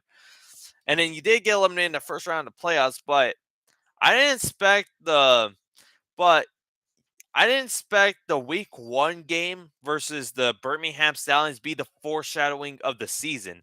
I thought it was just like the Stallions just showing everyone that they are still alive, which it was, but I didn't expect it was just to be also New Jersey's just worst season right now. God, I'm gonna give your season grade an F. I only gotta say it. All right. I'm going to go to the worst team in the USFL South now, the Memphis Showboats. Even though you were 5-5, but your team basically, if you went 0-3, that pretty much was your back killer. The heartbreak right there. 0-3 in the beginning. Then, you did win 5 straight, which, all right, that was a massive improvement. Looking like, hey, all right, this team could actually be a threat be a good playoff team. Which I still believe they can be, in a what if scenario. But yeah, um, I'm gonna say this: Todd Haley. That's still pretty much it. They had to win their division games at the end of the season. Yup. Yep, pretty much. But let's look at this. Game one or week one. You lost a close game versus Stars. All right, whatever. You know what? That's fine. But game two, getting destroyed by the Stallions. And then losing the close one versus Houston the following week. But yeah, and then after that, winning 5 straight, but getting destroyed by the Breakers week 9. Then that basically killed your season right there. Even you found some way to win the Stallions game, I don't think it was going to be enough to, because especially with that score, with the net point, the score differential, pretty much. Yeah, like I'm gonna give your guys your grade a C plus. Look, a horrid start, great 5 games, but collapse at the end when you needed to win. I'm giving you guys a C plus. I'm probably being a little generous with that, but C plus is your season. Yeah. All right. So now let's talk about the next team on the board, the Houston Gamblers. I'll go because I said my I said thing with Philly, but I'm gonna go with Houston. Houston 0-2 start, but I kind of fear you're gonna be a much better team this season. I actually, in my gut, I did predict you guys actually going second this season in my USFL predictions, but at the end, you won 5 straight like Memphis. And after that, Thompson Hall were entertaining. Yep, that is true. That is true. But Mark Thompson was literally the team. They were literally the Titans. The the Houston Gamblers were basically the USFL version of the Titans. A solid squad, but but if your running back is your main offense, then you're kind of gonna have at least some problems. But anyways, won 5 straight, even beat the Stallions again, which I'm never gonna contemplate life on how the first season they beat the Stallions the first time, and they were the only team to do it, like the Orlando Guardians did with the DC Defenders this season. But anyways, I I'm just contemplating life at that point. But anyways, then after that, all you needed to do was again beat your divisional opponents. You just needed to sweep Stallions, and I think that would have been it. You guys would have been in the playoffs, but nope, nope. And you lost to the Breakers right after. So yeah. Again, I'm gonna give you guys. You know what? At least you were competitive. So I'm gonna give you guys at least a B. Like, yeah, you had the same record as the Showboats, but you know what? At least you looked much better. You at least looked much better in the games. Looked much better than the then finally than the Showboat. Sorry. Then finally, the team I want to talk about, the Philadelphia Stars. How how you were basically right there. You basically had the finish line right there since week 7. You were 4-3. Everyone in the Nelson division were under 500, looking like why are these teams existing? Like somebody has to go to a playoff spot. Like all you needed to do was just win one game. Like yeah, week 8 you had the Maulers and Generals they needed to lose, but that happened. Like they were the last game of the week, and all you needed to do was either A, beat Birmingham, or B, beat New Jersey, or C, beat what looked like to be probably one of the worst teams, and not one of the worst teams in the Michigan Panthers, and you choked that game 20-6. You had a 20-6 lead, and you choked that. And then yes, like my friend here, Lightning Jr. mentioned, and now go from 1-0 to 1-3. Yes, that is true as well. All they just needed to win was win one game in a week. USFL North. And you guys would have probably had a chance to be in the USFL championship game once again for the fifth straight season, basically. If we're just combining both old and modern USFL. I mean, like that's basically just blowing a 3-1 game. That's basically if you were a basketball team, this is the equivalent to blowing a 3-1 game series right there, where you had the game in your grasp and you somehow blow it. It fifth straight season it would have been. Yep. So I don't really feel bad for Philly. I'm gonna give their grade a D plus. You know, I feel like again, kind of generous, but I'm just giving you guys a D plus. You had the division in your hands. All you needed to do was win literally one game. Birmingham, New Jersey, or Michigan, it didn't matter. But yet you choked it. Like I feel bad for Case Cookus, but you're there. So I'm yeah, that's pretty much it. Philadelphia. What happened? That was a choke.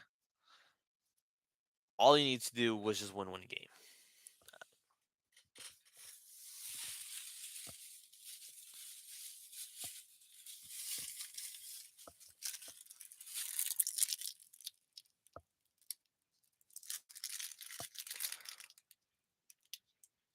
Looks like we're about to start the second half. The Stallions are actually going to have the ball the second half. So, yeah, the Breakers felt like they needed it. Felt like they should have needed it right now. But 14-23, 214 yards and 3 TDs for Alex McGoo in the playoffs. That is amazing right there. MVP. But here we go. Kickoff once again.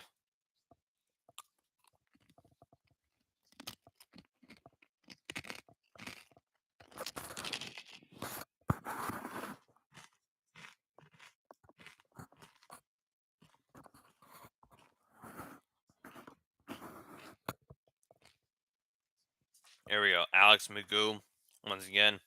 20 plus points scored in every game this season. Only team in the USFL. Oh, nice.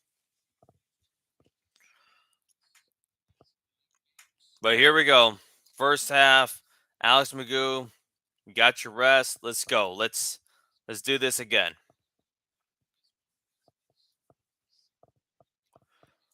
But if the Stallions do win today, they better start traveling to Canton next week. The fan base, the Birmingham Stallions fans, hopefully you guys make the trip to Canton. Like I can't, fortunately, but yeah. But here we go. Hand off to number 20. Wait, or hand up to Marble. I don't know why I said to. But here we go. Second down and 6 for the Birmingham Stallions.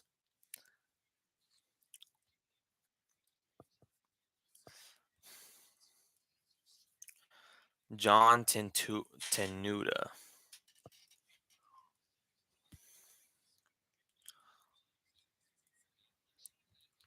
Here we go.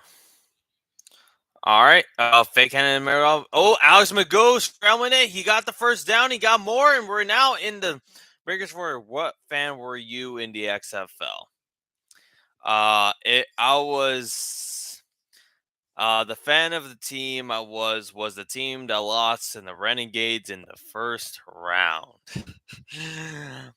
If you saw my video earlier, I made a rant video on that team after that game because that game was pure frustration. It felt worse.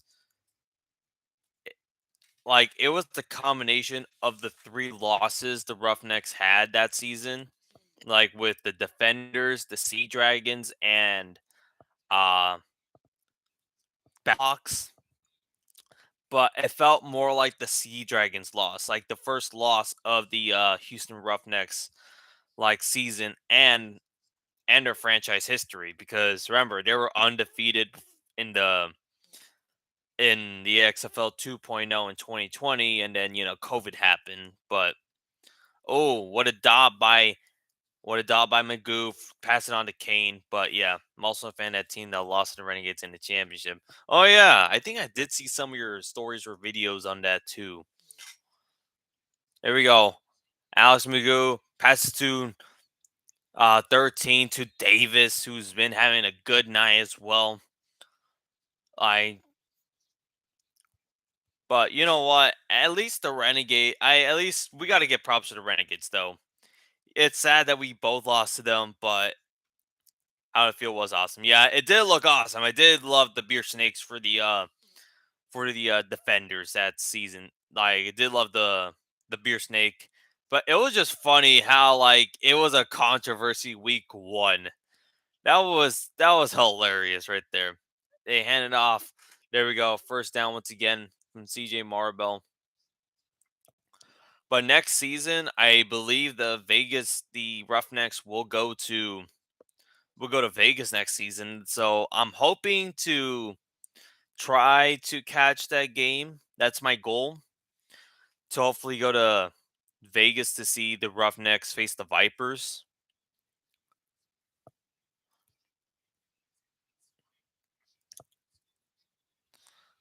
Here we go. First and 10 once again. All right, hand it off to Marble once again, looking like run first down and a touchdown. That's how you do CJ Maribel. Let's go. Ooh, yeah, he limping off the field though. 32-7. Oh man, what is going on? I gotta post on Twitter and I gotta do this.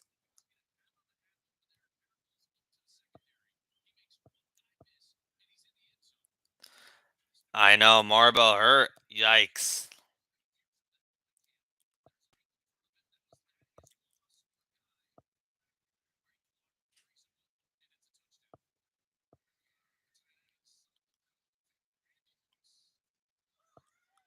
Yeah.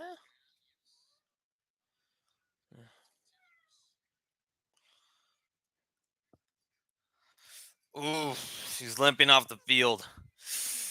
Oof. Get better, man. Get better. But here we go. 32-7. Let's see. Push this lead.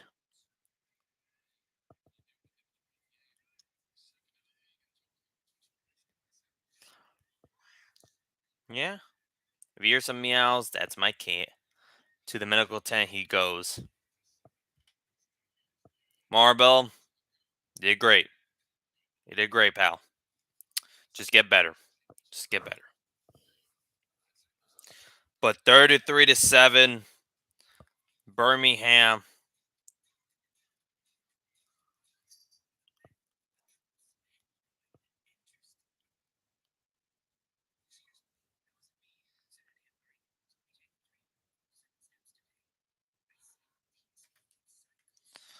But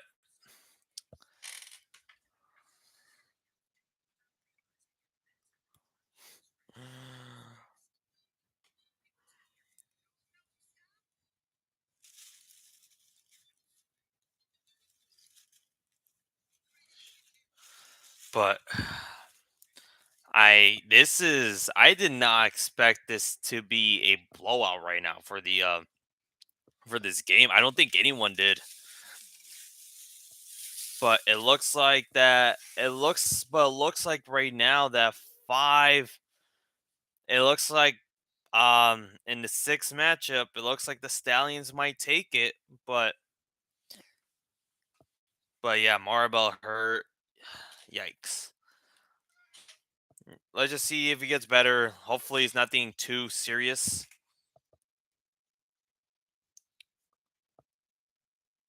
Yeah, you want treats?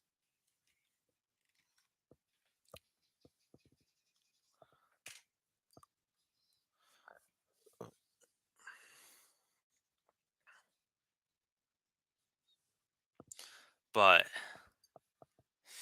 did anyone really expect this game to go like this? Like, I don't think I had 31-28. This is Showboat Stallions bad right now. This is Showboat Stallions bad.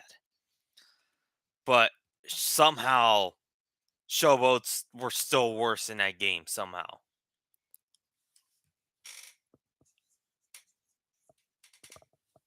But next week though, to think the Maulers vs Panthers was more entertaining than this. Yeah, that is insane. Like we all thought, oh, this is gonna be an ugly. I think everyone believed it was gonna be an ugly defensive battle, which it was. Don't get me wrong, it was a defensive battle that first half, but the second half, both offenses showed up. So, but I don't think nobody expected 33-7 this game. But I'm not gonna jinx anything. I'm still just gonna so I'm excited, but I'm just gonna be like, I'm still gonna keep an eye on it because stuff can happen.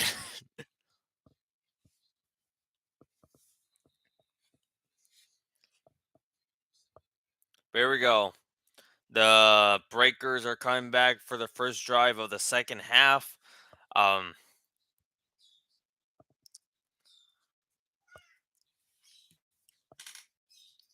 but yeah.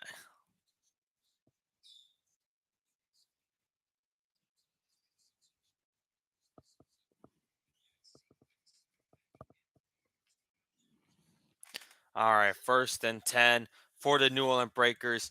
They fade off to Wetzel. McLeod trying to find a person and incomplete. Stallions defense has been amazing this game. Stallions defense are showing up at the perfect time, the right moment. Uh yeah, they are showing that they are the team.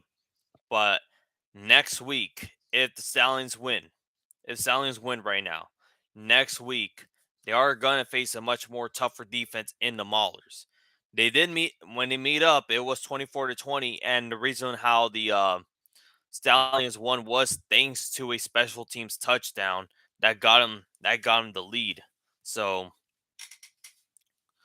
because if it wasn't for that special team touchdown, the Maulers would win that game and they would technically be 5-5. But here we go.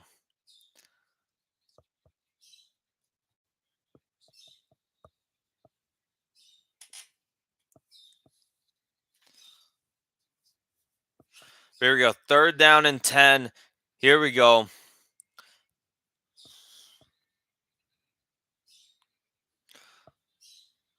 Oh, and incomplete once again. An overthrown by the sounds, but we have a flag on the play. I think it might be, it's most likely going to be pass interference.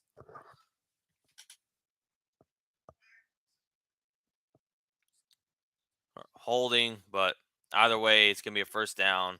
Breakers.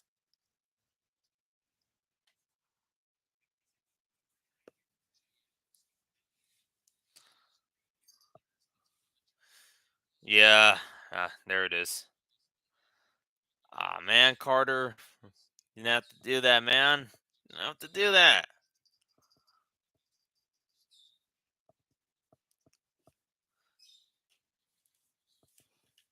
But 50% of his passes so far for MBT.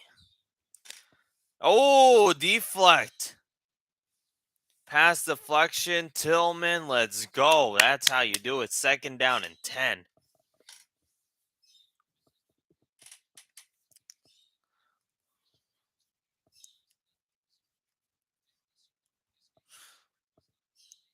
That's some Aaron Donald energy right there for Tillman. Aaron Donald. Most likely I just said that because they're both worth 99, but yeah. Here we go. Second down and 10. NBT with the pass, and they got first. Oh, incomplete. That has to be, yep, third down and 10. He almost had it. He almost had a first down, but nope. Oh, no control.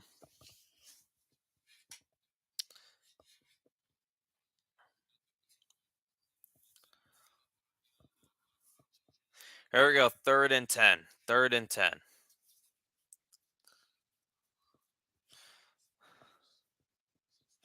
There we go. Third and 10. McLeod with the pass and intercepted once again by number 29 again. Let's go. That's it. That has to be it. That's there you go. There we go.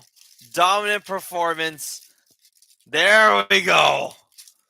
I think that's it. I'm this has to be it, right? This be right back. All right, do your thing, bro. But interception.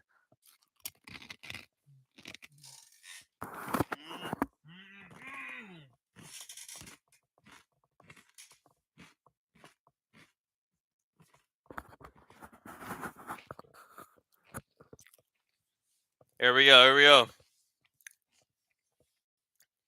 Oh, fake Sam Marvel, Alex McGoo, and we got a pass to Kane once again. 85. Oh, and he got a first down. Nice.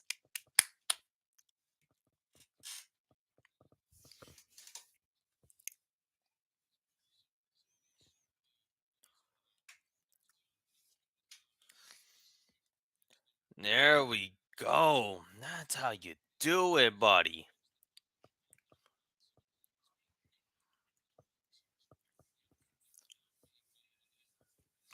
First and 10.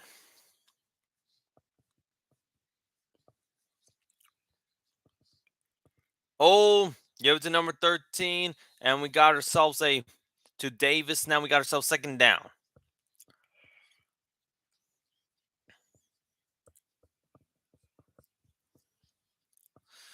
There you go. 7 minutes and 55 seconds left in the third quarter. Second down and 5.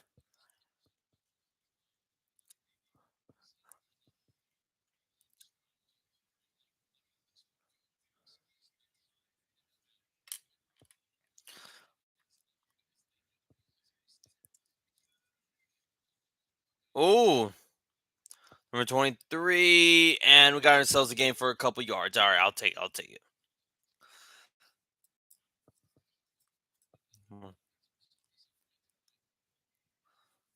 There we go. Third down and 10. No. Hmm.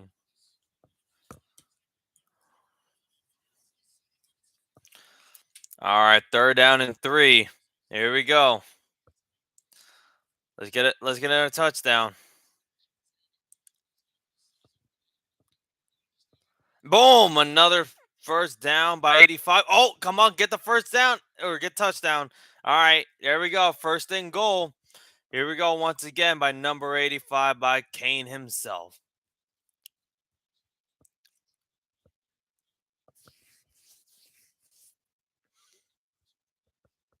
I'm back. All right, nice. You're about to see a first and goal. Well, yeah, you told me you were ahead, so you probably did see it. But there we go. 6 minutes, 30 seconds left in the third quarter.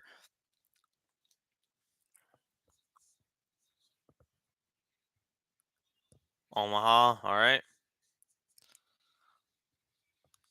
23. Oh, Alex McGoo. Oh, touchdown! Alex McGoo with the fake handoff. Let's go. MVP. That's how you do it. That's how you do it. Let's go. Touchdown, Stallions.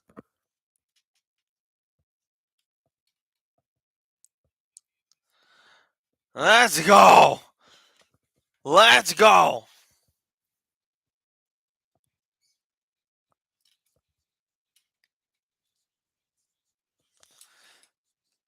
This is Oregon versus Florida State.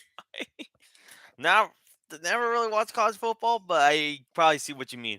Nah, forget Florida and Florida State. You mean Georgia and TCU.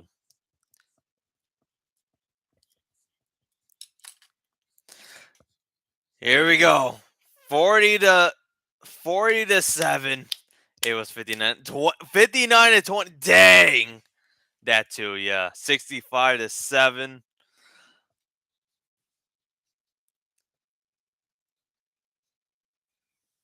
40 to 7.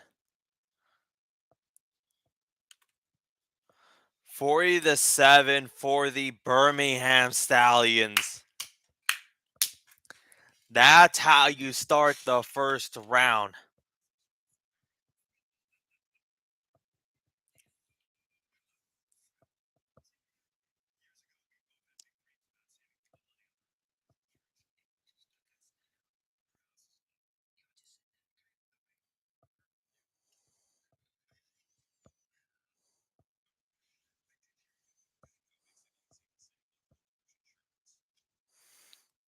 Oh, I gotta send a gift right now for the internet.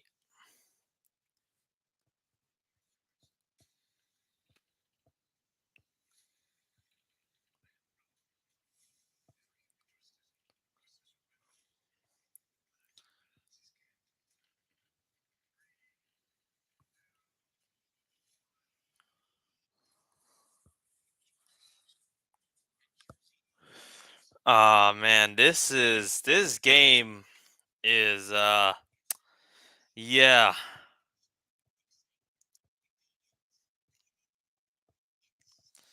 This is Alex McGoat. Alex McGoo. That's how we do it. This is how we do it. I am ready. I'm already making a meme for TikTok. I sent the gif of Patrick Starr getting beat up by himself in that one SpongeBob episode. So I'm not sure if you're gonna do that one or you're gonna have some meme ready. But yeah, but I let's just see what happens the rest of this game. 40 to 7. Well. Welcome back, buddy. Welcome. It's been a long time. I know I haven't streamed in a while, but yeah, the Birmingham Stallions are destroying the Breakers 40 to 7. Well,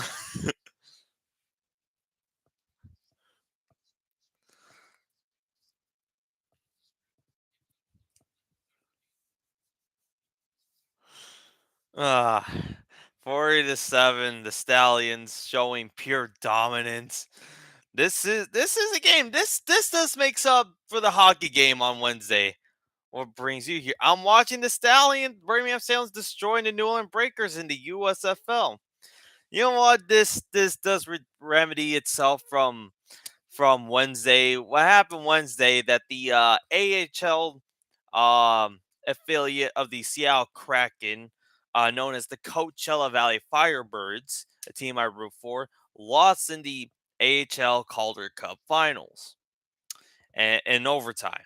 So, but watching this does put a smile on my face. So, if I kind get a Coachella Valley Firebirds victory, at least I need to get a Stallions victory. But the Stallions have scored on every drive tonight, 5 touchdowns and 2 field goals. But what brings you here, buddy? Nah. Boo Firebirds, nothing. They showed themselves in the first season. They made the finals in the first season, buddy. But anyways, Breaker's trying to do whatever right now. But give Skip Holtz, Skip Holtz, Alex McGoo, they are. I guess not the yin and yang. What would it be like a good not even Batman and Robin because they're both leaders on the.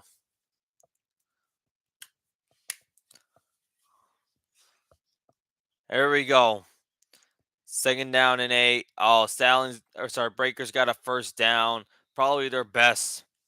That's probably their best gaining yards for tonight. Oh, we got a flag on the play. Who is it on?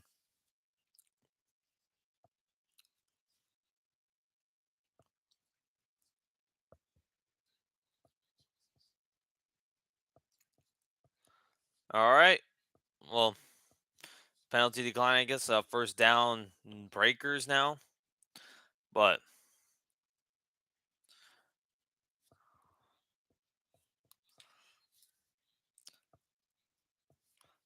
389 of total yards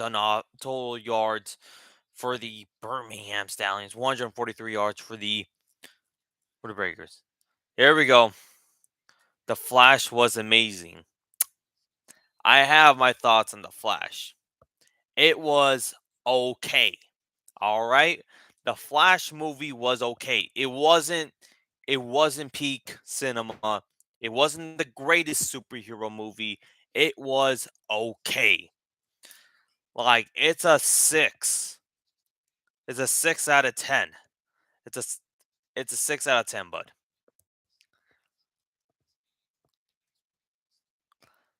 Across the Spider No, no, don't, no. Across the Spider-Verse was actual peak cinema. But second down for the Stallions. But no, the Stallions, no, no. The Flash wasn't cinema. Across the Spider Verse was peak cinema. Sadly, now we'll probably have to wait. Was putting me to sleep. That's a skill issue, buddy. Okay, I'll admit that they didn't need 2 hours and 20 minutes for the runtime a little bit, but it was still a good damn movie, my guy. Here we go. Second down and 10. Oh! Class defect by number 21, Mills. Let's go. Third down and 10. I mean, he's being done with that take. Nah, man. Across the Spider Verse over the Flash. This is how we do it. The best superhero movie so far in 2023 is the Guardians of the Galaxy. We know it's Guardians of the Galaxy. Take. Hey, I'm just saying Okay, can we at least agree Guardians of the Galaxy 3 was the best superhero movie at least in 2023 so far? Like if we're ranking Shazam, Guardians of the Galaxy, Ant-Man and the Wasp, oh, and incomplete once again. Wait, are you saying Guardians of the Galaxy Volume 3 is not the best superhero movie in 2023? Bro, I know you're trolling now. You're trolling. Like, if we're ranking Shazam, Guardians of the Galaxy 3, Ant Man, Across the Spider Verse, and the Flash movie, this is how we do it Shazam, last place. Ant Man, fourth. The Flash, third. Across the Spider Verse, second. Guardians, one. Guardians is number one. Here we go. McLeod Bethel going for fourth and incomplete once again. And the Stallions will have the ball for the what billionth time already. Like at this point, let's go. Don't worry, we still got more superhero movies coming up. We still got Blue Beetle. We still got the Marvels, and surprisingly, we still got Aquaman. So yeah.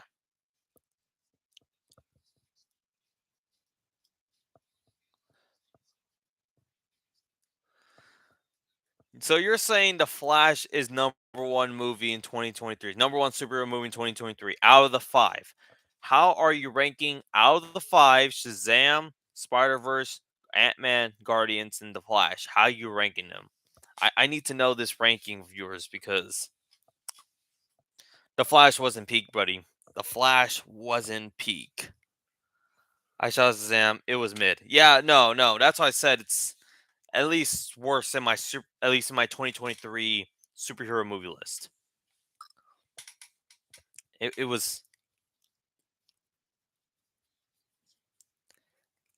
was worse than the first one for sure. Shazam was worse than the first one, but But yeah, but uh,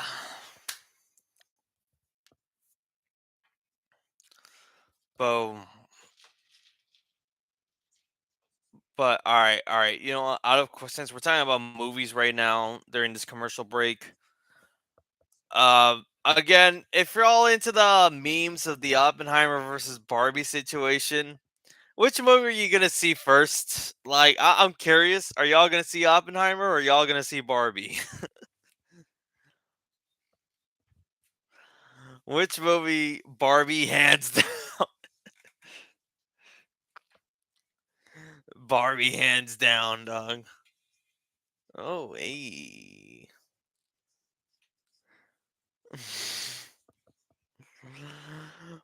Barbie, hands down. All right, all right, all right. We got a Barbie person. We got a Barbie person.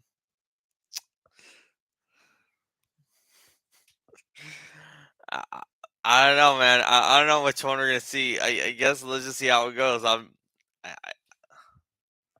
can you work Barbie in the movie? How can you work Barbie in the movie? What do you mean? Wait, what do you mean by that? How can you work Barbie in the movie? From like the short movie, oh, like how they like make a live action or trying to like how can you work a live action Barbie in the movie? I don't know. They somehow did it. Margot Robbie, Ryan Gosling, Will Ferrell. Uh, yeah. I mean, they found a way. I felt like they're trying to like. I feel like it reminds me of the Lego Movie based on how the plot is going, and they did reference the Matrix in the trailer. We're like, oh, like the red and blue pill, but instead of that, it's the which shoe do you want to take? Do you want to take the one where like still stay in the Barbie world, or do you want to take the one where you like your actual Earth? And it's like Barbie's like, oh, the Barbie world. Like, nope, you're taking the real world one. I'm assuming it feels like it's like the Matrix plus the Lego Movie combined, based on how this plot is going by. But yeah, all right. Alex Mugu, 4 touchdowns tonight. Here we go. Second down and 10. There we go. Oh, oh, still got more. First down, Stallions. Nice. I mean, they find a way. Like we're either gonna wear pink or we're either gonna wear black, or maybe both. But I feel like for if they want to do like a joke for the movie, I feel like they should like for anyone who wants to do a joke for the Oppenheimer and Barbie movie to continue it, wear pink to the Oppenheimer movie, like or fun-filled colors, right? To a dark, gloomy movie, and then when you go to the Barbie movie, wear black, dark, gritty colors. Oh, Alex Magoo with the scramble, and he got the first down. Let's go. You know what? At this point, put in the backups. Just put in the backups at this point. There's like we only have 1 quarter left. Put in. I don't mind seeing Jalen Morton right now. Right. Let Magoo rest. Let him be the. He's already proven himself to be the goat today. That's how it is.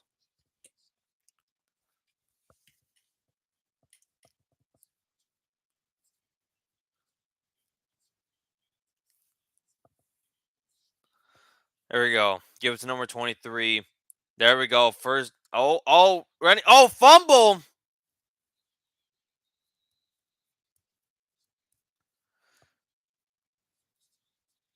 Stallions got the ball. Sorry, the Breakers finally got a turnover. After 3 quarters,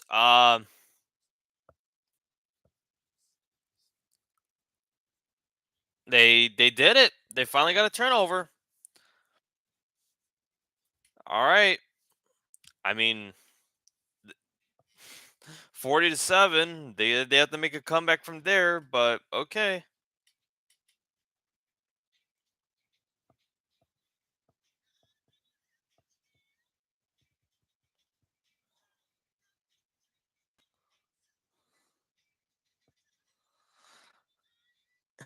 the Breakers right now. You know what, guys? Coach is right. We can make a comeback. It's just us versus them. It's our mentality versus.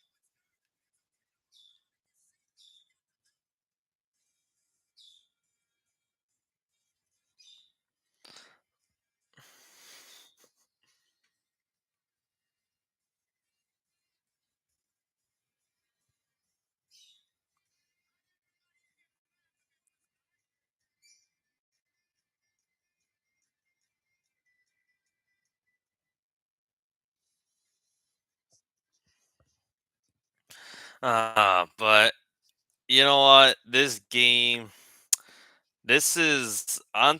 How did it get worse from last year's USFL South Championship game? At least it was close, but this one was Robert Sands best live action Batman hands down. That's actually a fact. I do agree with this take right there. But if we're talking about overall Batman, we know it's Kevin Conroy. Overall Batman, Kevin Conroy. Oh, and the selling. Oh, Breakers got a first down. All right, good for them. Good for them. Robert Patterson's. All right, yeah, that's a take. Actually, I do agree with. I do agree with that take.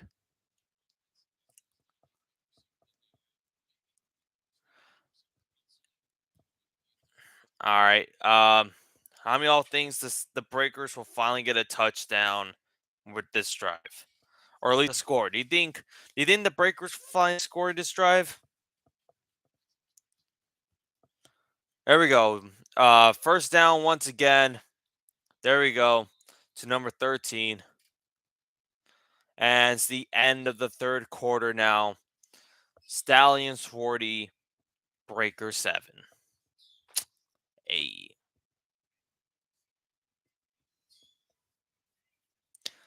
Well, this is a fun crowd tonight. Has been at least a fun crowd. This has been fun. Thank you for all showing up, you guys. Thank you for showing up. In Mayfield, we trust. Mayfield's with the Buccaneers now, man. Baker Mayfield's now in the Buccaneers. I don't even know what he is anymore. I don't know. He's good. He's horrible.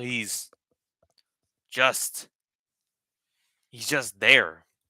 I like at least I remember the time Baker was with the Browns when he was good, but uh, sadly that's the past, and the past must die.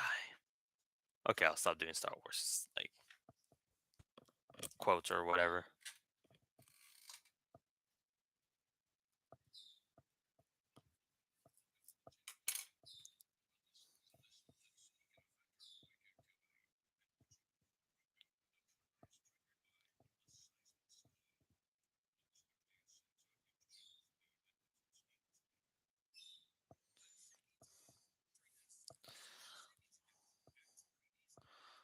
But after this game, man behind the first high five. All right. After this game, yeah, I'm gonna make a TikTok about now the championship teams. At least talk about who's going to the championship game. It looks like it's pretty clear right now, but you never know. You never know.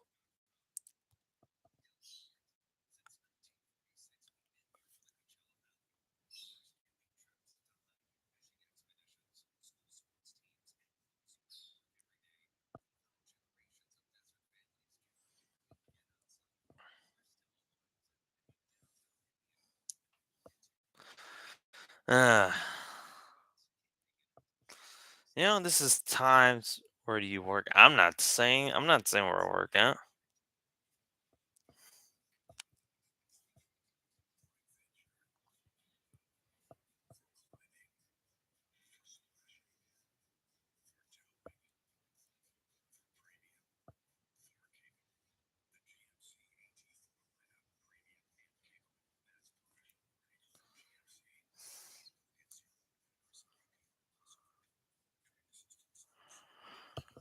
But Monday, oh yeah, Monday for the ticket sales. All right, man, take it easy, man. But Monday's the ticket sales for the Lakers versus Suns preseason game. So we gotta check that out. Actually, I gotta check that out tomorrow. Ticket sale starts at 10 a.m. And yeah, see ya, man. Oh, gotta go, man. Take it easy. See ya, man.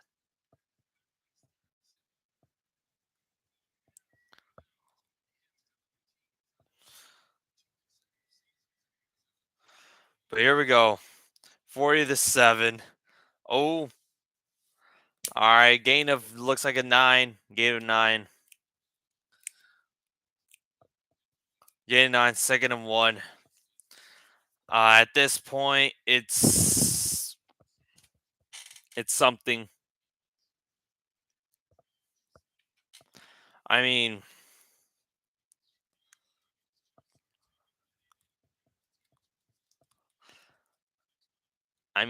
it's there.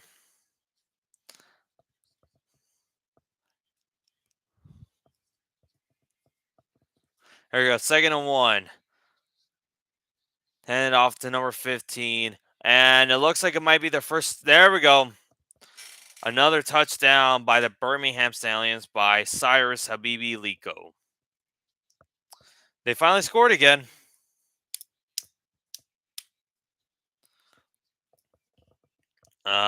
So 14, it will basically be a 26-point game now again. So, I mean, oh, and it looks like they're going for 3 points. So, 16, it'll basically be now uh, it'll basically now be a 20. Let's see. Can they convert this 3-point conversion? And no, they do not. It's 13-40. Is now a 27. It's still a 27-point game for basically a 4-score game at this point. Or unless they convert 3 times. Yeah, no, it's still a 4-score game either way. So even if they somehow, or no, 3 points the next game 3 times, that'll be 21. No, 9 times. Oh yeah, no. So it's a 3-score game minimum at least. If they decide to go for the 3-point conversion 3 times, but 3-score game barely, and yeah.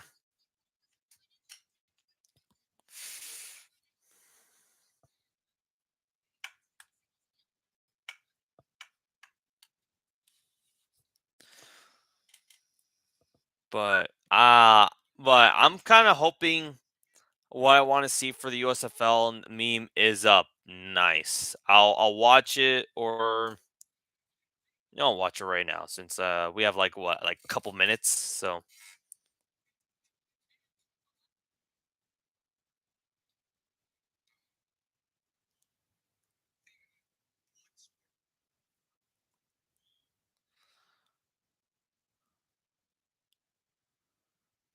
all right, let's go find it.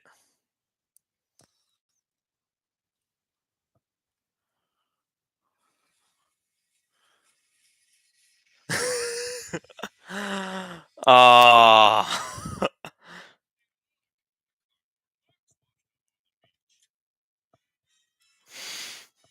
like, it's a guy. Basically, yeah, yeah, basically.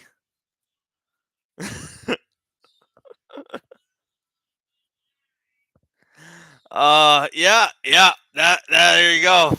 Basically it. That's basically it.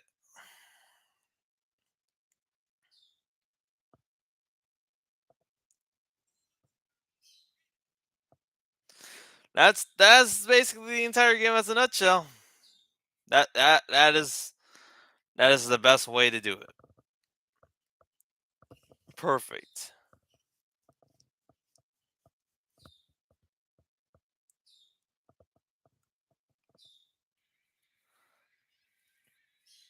There you go. Kickoff once again. 27-point game right now. It's still a three-score game since you're able to still convert 3-point conversions in the USFL. So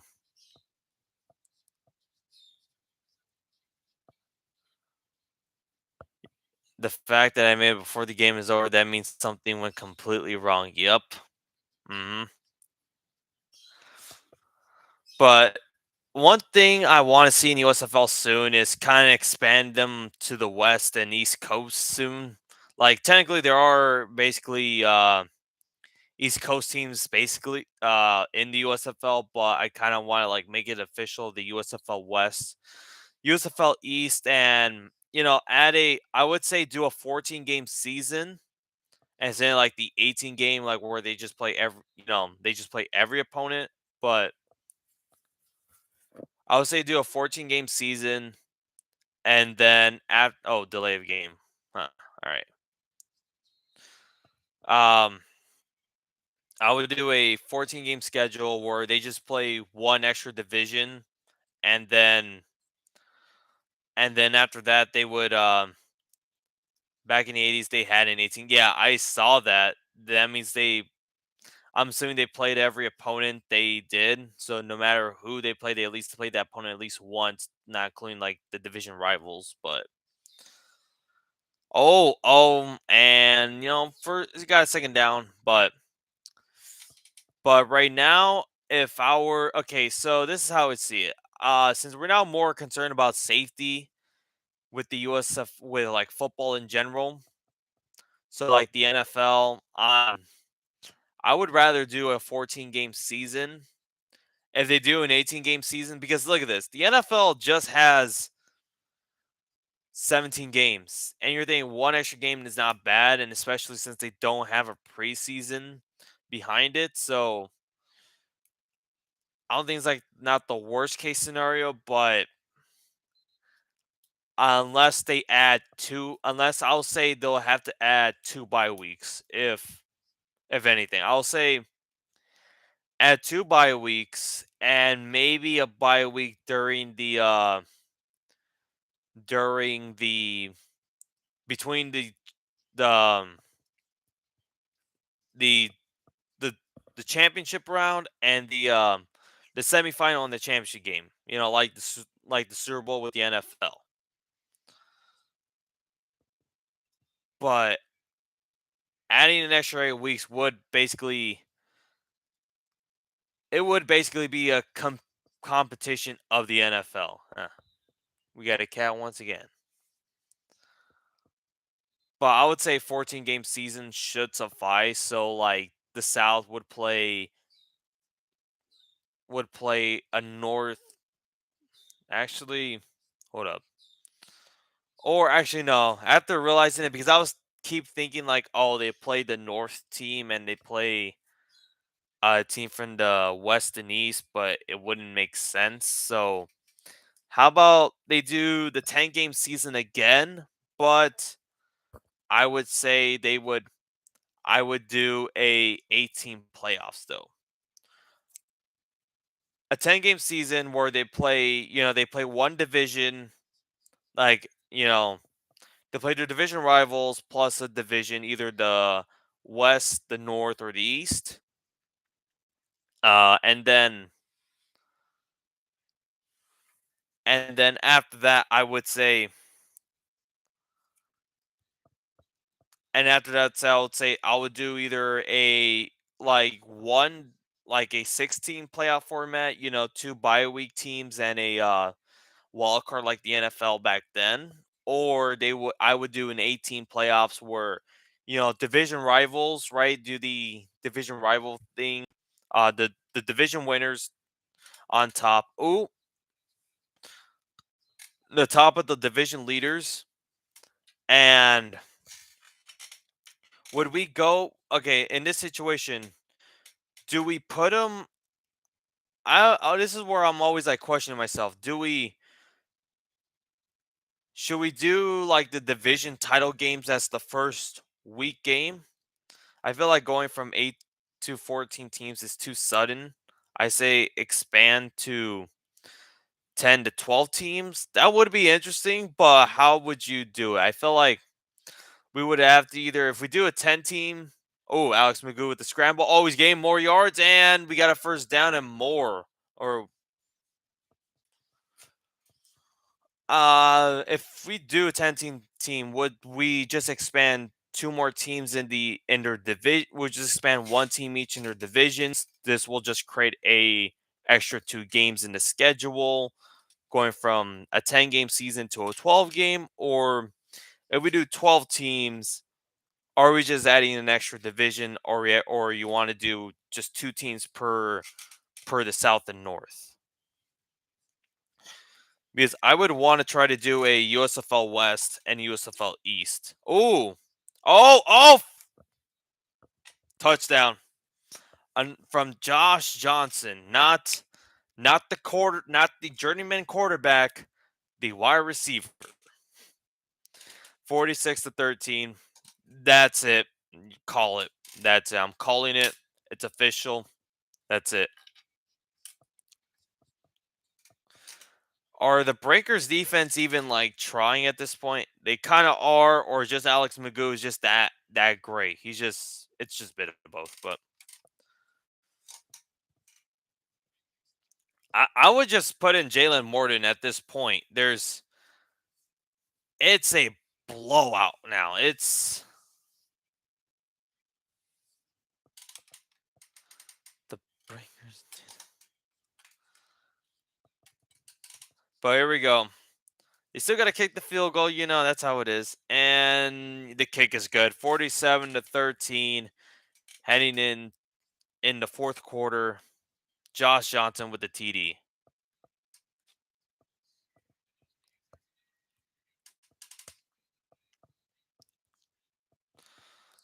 I feel the more optimal team to have a USFL North, East, South, and West division is 16 teams, but the USFL needs to work their way up. Oh yeah, that's for sure. I'm not saying like do it now, but I'm saying like when they're finally like they're kind of like more successful right now, because it's still second season. It's because we still kind of, because I feel like the one thing the USFL needs to do is get past that third season. Because remember, the USFL were this close to have their fourth season for the 1986 season, but I, due to basically some owners were trying to say, hey, let's that lawsuit, and then like the owners basically wanted to try to compete with the NFL by putting it into the fall season. Yep. Yep, pretty much. The owner of the New Jersey Generals, Donald Trump. Yep. Generals owner, Donald Trump. Yeah, we're just going to talk about, and Home Alone cameo man, Donald Trump. Yeah, and Apprentice man, Donald Trump. But, anyways, they were this close to have the fourth season. So, this is what I'm thinking. The USFL needs to complete their third season. And the Little Rascals. Oh yeah, the new the yeah, I was about to say the newer one. No, the '90s one, the one in the '90s. Uh yeah, Donald Trump, Generals owner, uh, Waldo's dad. Yep, Waldo's dad from Little Rascals, the Home Alone cameo man, um, the former businessman himself, or still businessman. I don't know, but at this point, but yeah, and boom. And oh yeah, he was a cameo in the Fresh Prince of Bel Air as well. So yeah, that's pretty much memorable moments of him, right? Like Apprentice Man, Little Rascals, Home Alone. Yeah, we'll just stop right there. But anyways, I think like they got to pass that third season though. All right, Bethel trying to go for it, and Breakers even stop them, and it's now second down once again. But I think they got to pass that third season. They got to complete season 4 of the new USFL to finally like to kind of get that barrier, because otherwise, if they expand, it's gonna. I'm not sure how.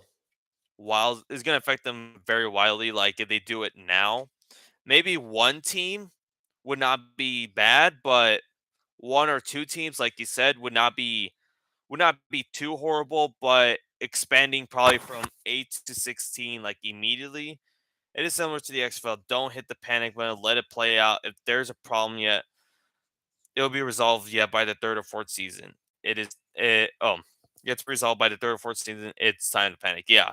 Because yeah, we heard that the XFL lost some money, lost a pretty good amount of money this season. So I mean, and it's true. It's you're not gonna like really make now all business is gonna obviously make full profits by the first season. It's gonna take some time to do it. I would rather I'm gonna let it play out, and I want to see the XFL at least succeed, just for so players could get an opportunity to show their skills, show their talent, and make it to the league, make it to the NFL. That's that's all I want. It's business 101. It's bound to happen. Success builds up over time. Yeah, yeah, that's for sure, 100%. Like I think I feel like here's the thing. As long as The Rock doesn't do the XFL 1.0 in 2001, if it doesn't lead up to that where he finds some like gimmicks to make football interesting, then I feel like they should be fine. And think about this too. It's also kind of amazing, kind of like with the idea too that a 4-6 team did win a championship game. That should at least bring up some interesting thoughts about it. It's like, hey, this league is kind of their own sort of thing, but hey, it's still overall about players trying to get to the NFL once again. So,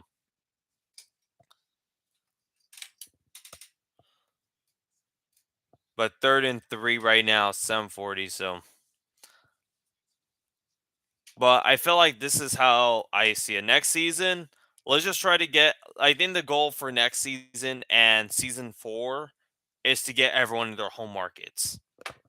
That's the first thing I want to see first. Just everyone finally getting to the every team in the USFL finally having a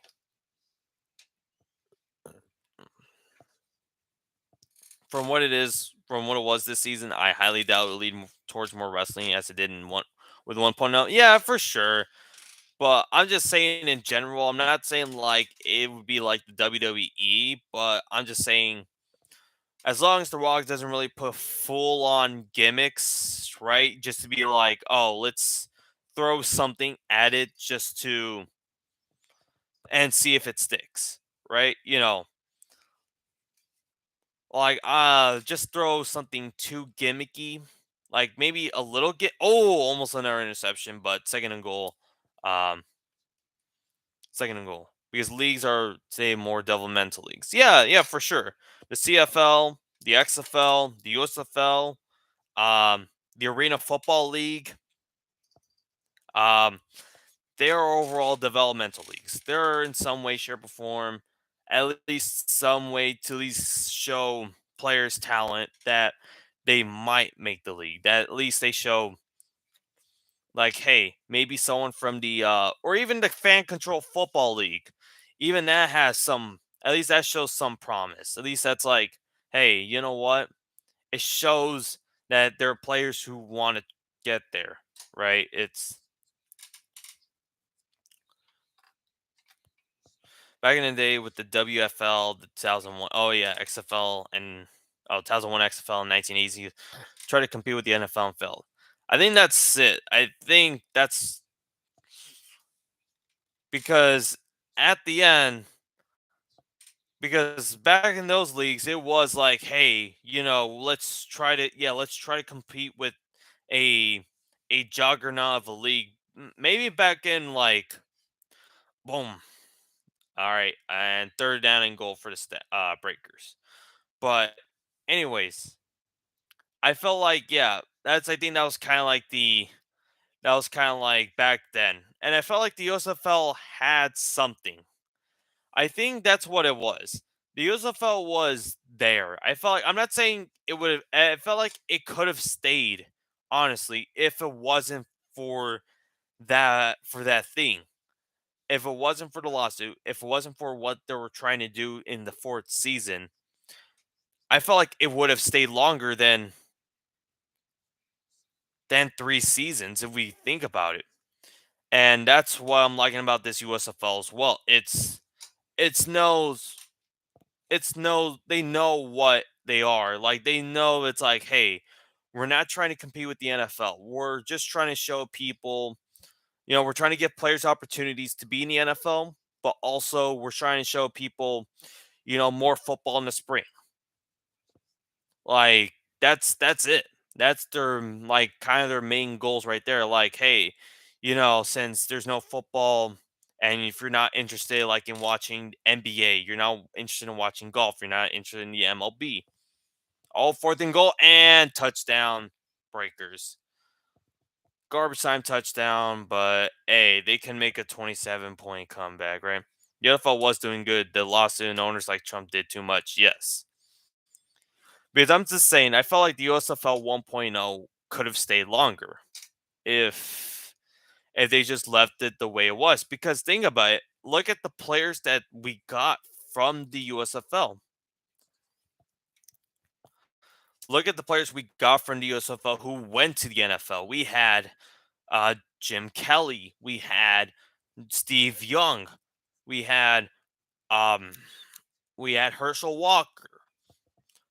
We had some very good players. Like yes, we had NFL type players. Oh, and it converted the 3-point conversion. All right. Well, they got a 24. It's now a 25-point team. So, and then this modern USFL, we have Cavante Turpin, who hopefully should get more of a wide receiver role this season than just being more than the kick returner. Um, Not only that, the defensive player of the year from last season got an opportunity to sign with the Cleveland Browns. So I feel like it's just going to be a matter of time, process, and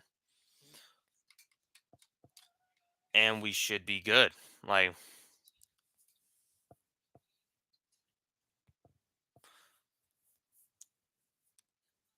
Like next season, like this is how I see it.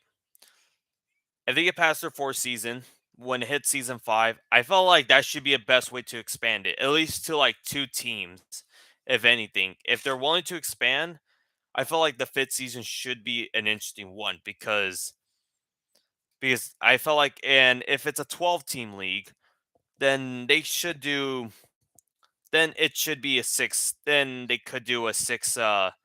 Then just do a 14-game season, or maybe just do or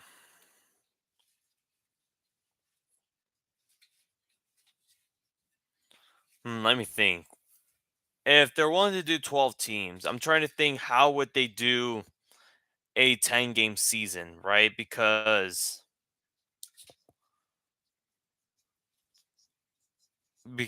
I'm trying to think.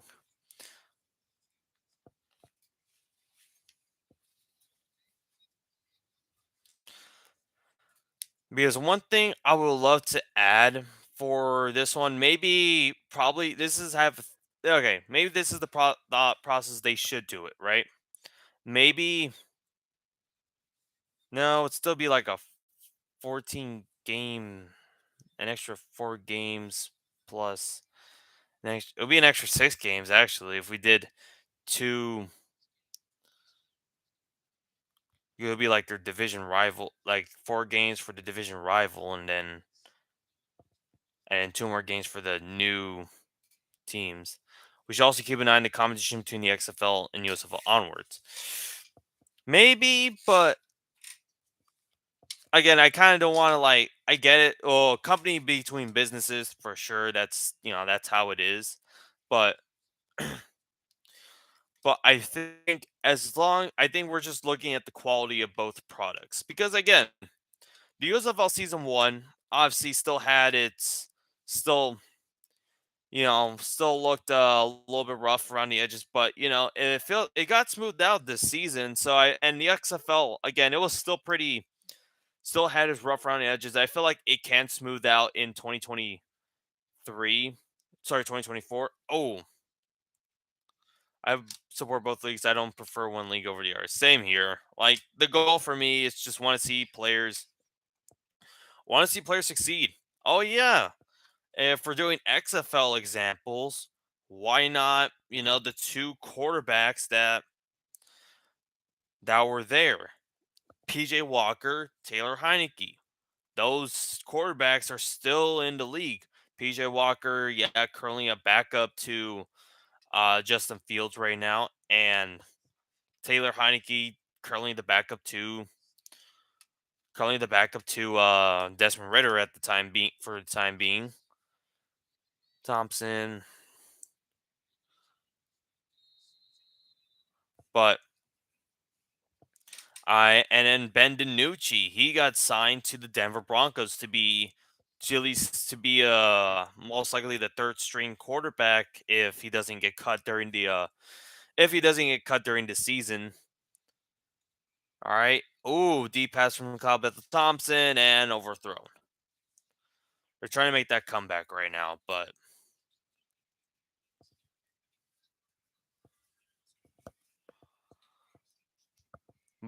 yeah, I and Taylor Heineke, if we do recall, Taylor Heineke he was the backup to Jordan Teyamu in 2020, if y'all remember that.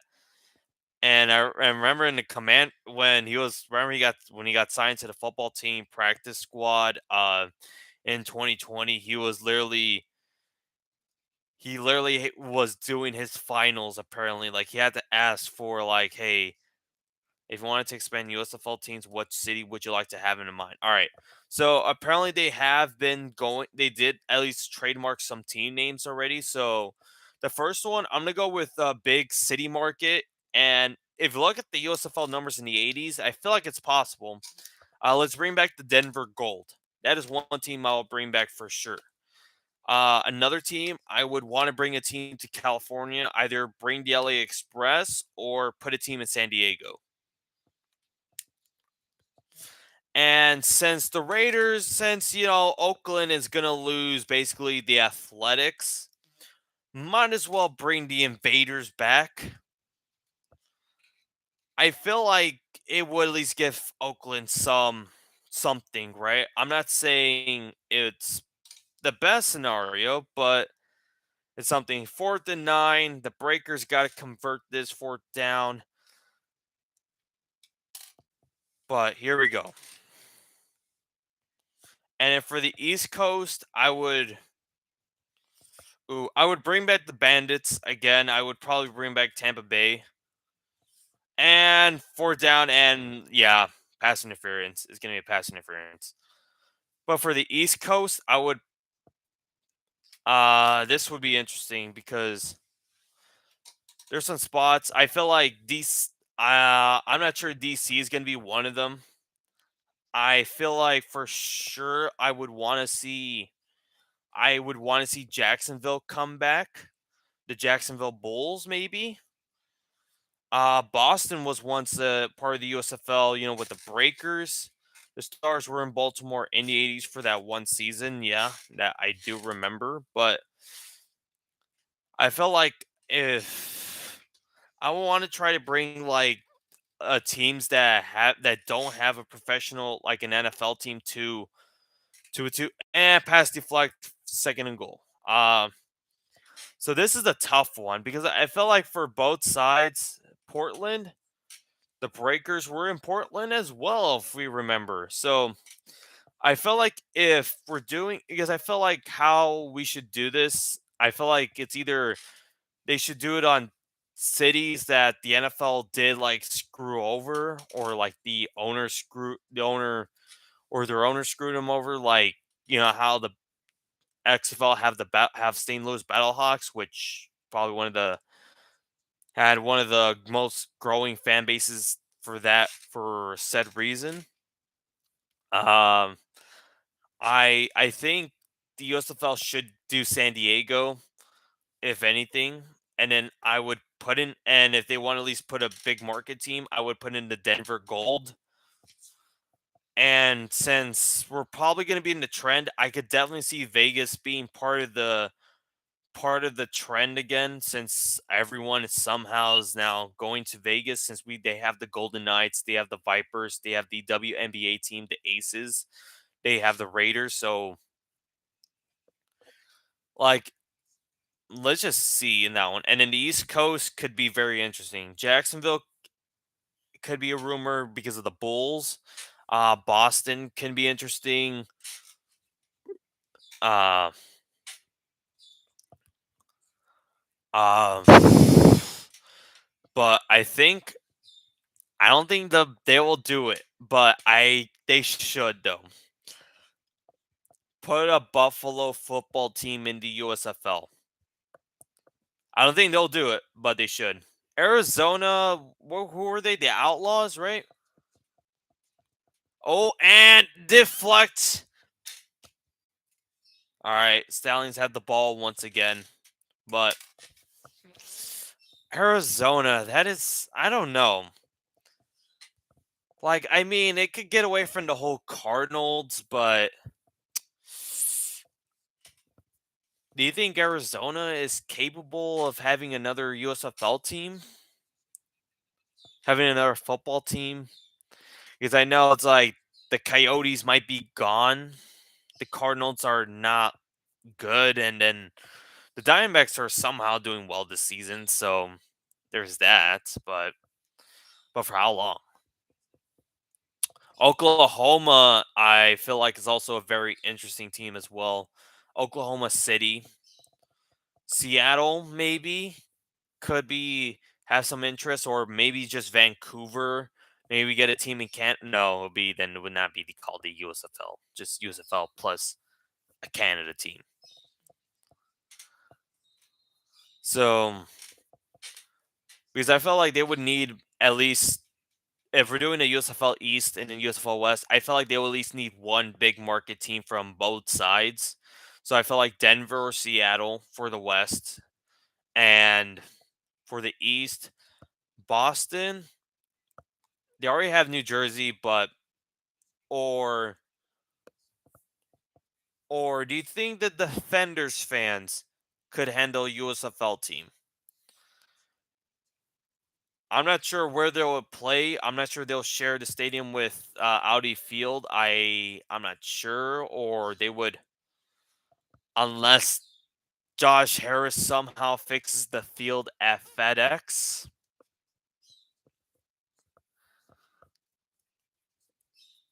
3rd and 1 for the Stallions.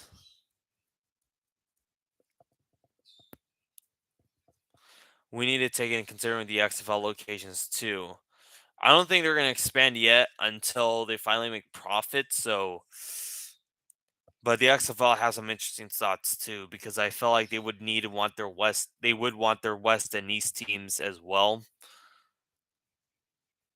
And we got the first down. Stallions got the first down, and yeah, we're about to head to the 2-minute warning. Definitely San Diego is going to be probably a consideration for both USFL and XFL.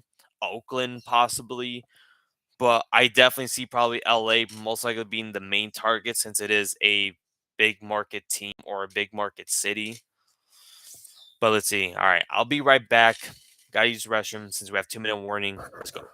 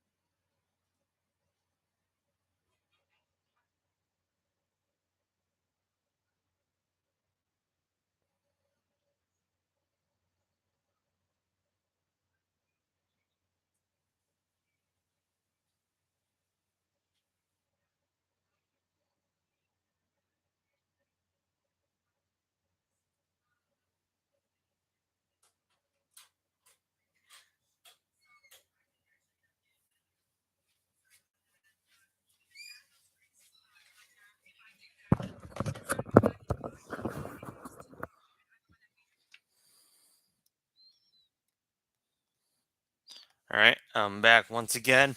Let's just see the closing. Are you doing fantasy football? Oh yeah, yeah. I actually am doing fantasy football this season, and I'm actually doing a league. If you want to join, I'm actually doing a league this season, or at least trying to. Um, so if you want to join, just you know where to find me. You know where to find me. So, but second down, 13, 20 seconds. Looks like the game is pretty much over. We took our timeout. Okay. Uh, but yeah, I'm doing fantasy football this season. I'm probably do a TikTok.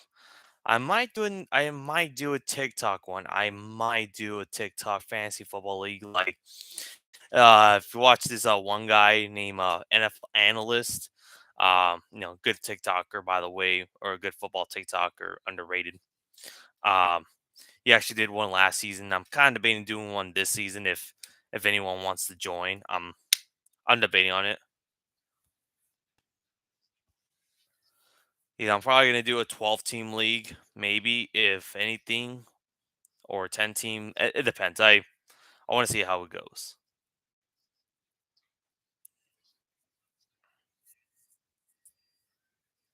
Second and 13. Oh, and that's it. Game over. That's it. There we go. That should be the game. They took out the scoreboard. Are you doing fantasy this year? I should have asked, but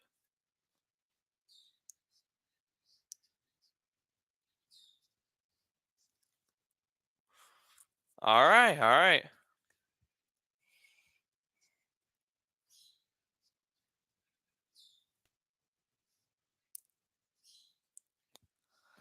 But they took out the scoreboard right now. They were like, okay, we're ending this game. Like, do you see the scoreboard on your TV or your phone? Or computer, wherever you're watching it, because they just took it out. And this, there we go. They put it back to score. But the final score, what is your league name? I'll just send you the link. I'll just send you the link on my. Are you doing ESPN? Because that's what I'm doing it. 2023 USFL South champion, Birmingham Stallions. They are going back to the championship game once again. Let's go. Pittsburgh versus Stallions. The game, this one at least was more predictable than the XFL, only really because there was two, 4, and 6 teams.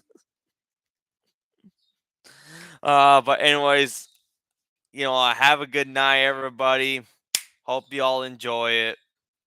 Uh let's go, Stallions. This good. My script is correct so far. Now the Maulers need to win. Nah, nah. We're not choosing the chaos rule. I chose my chaos card. I'm sticking to the logic card, and Stallions going back to back. That's the script right there. Stallions going back to back. But Alex Magoo for MVP.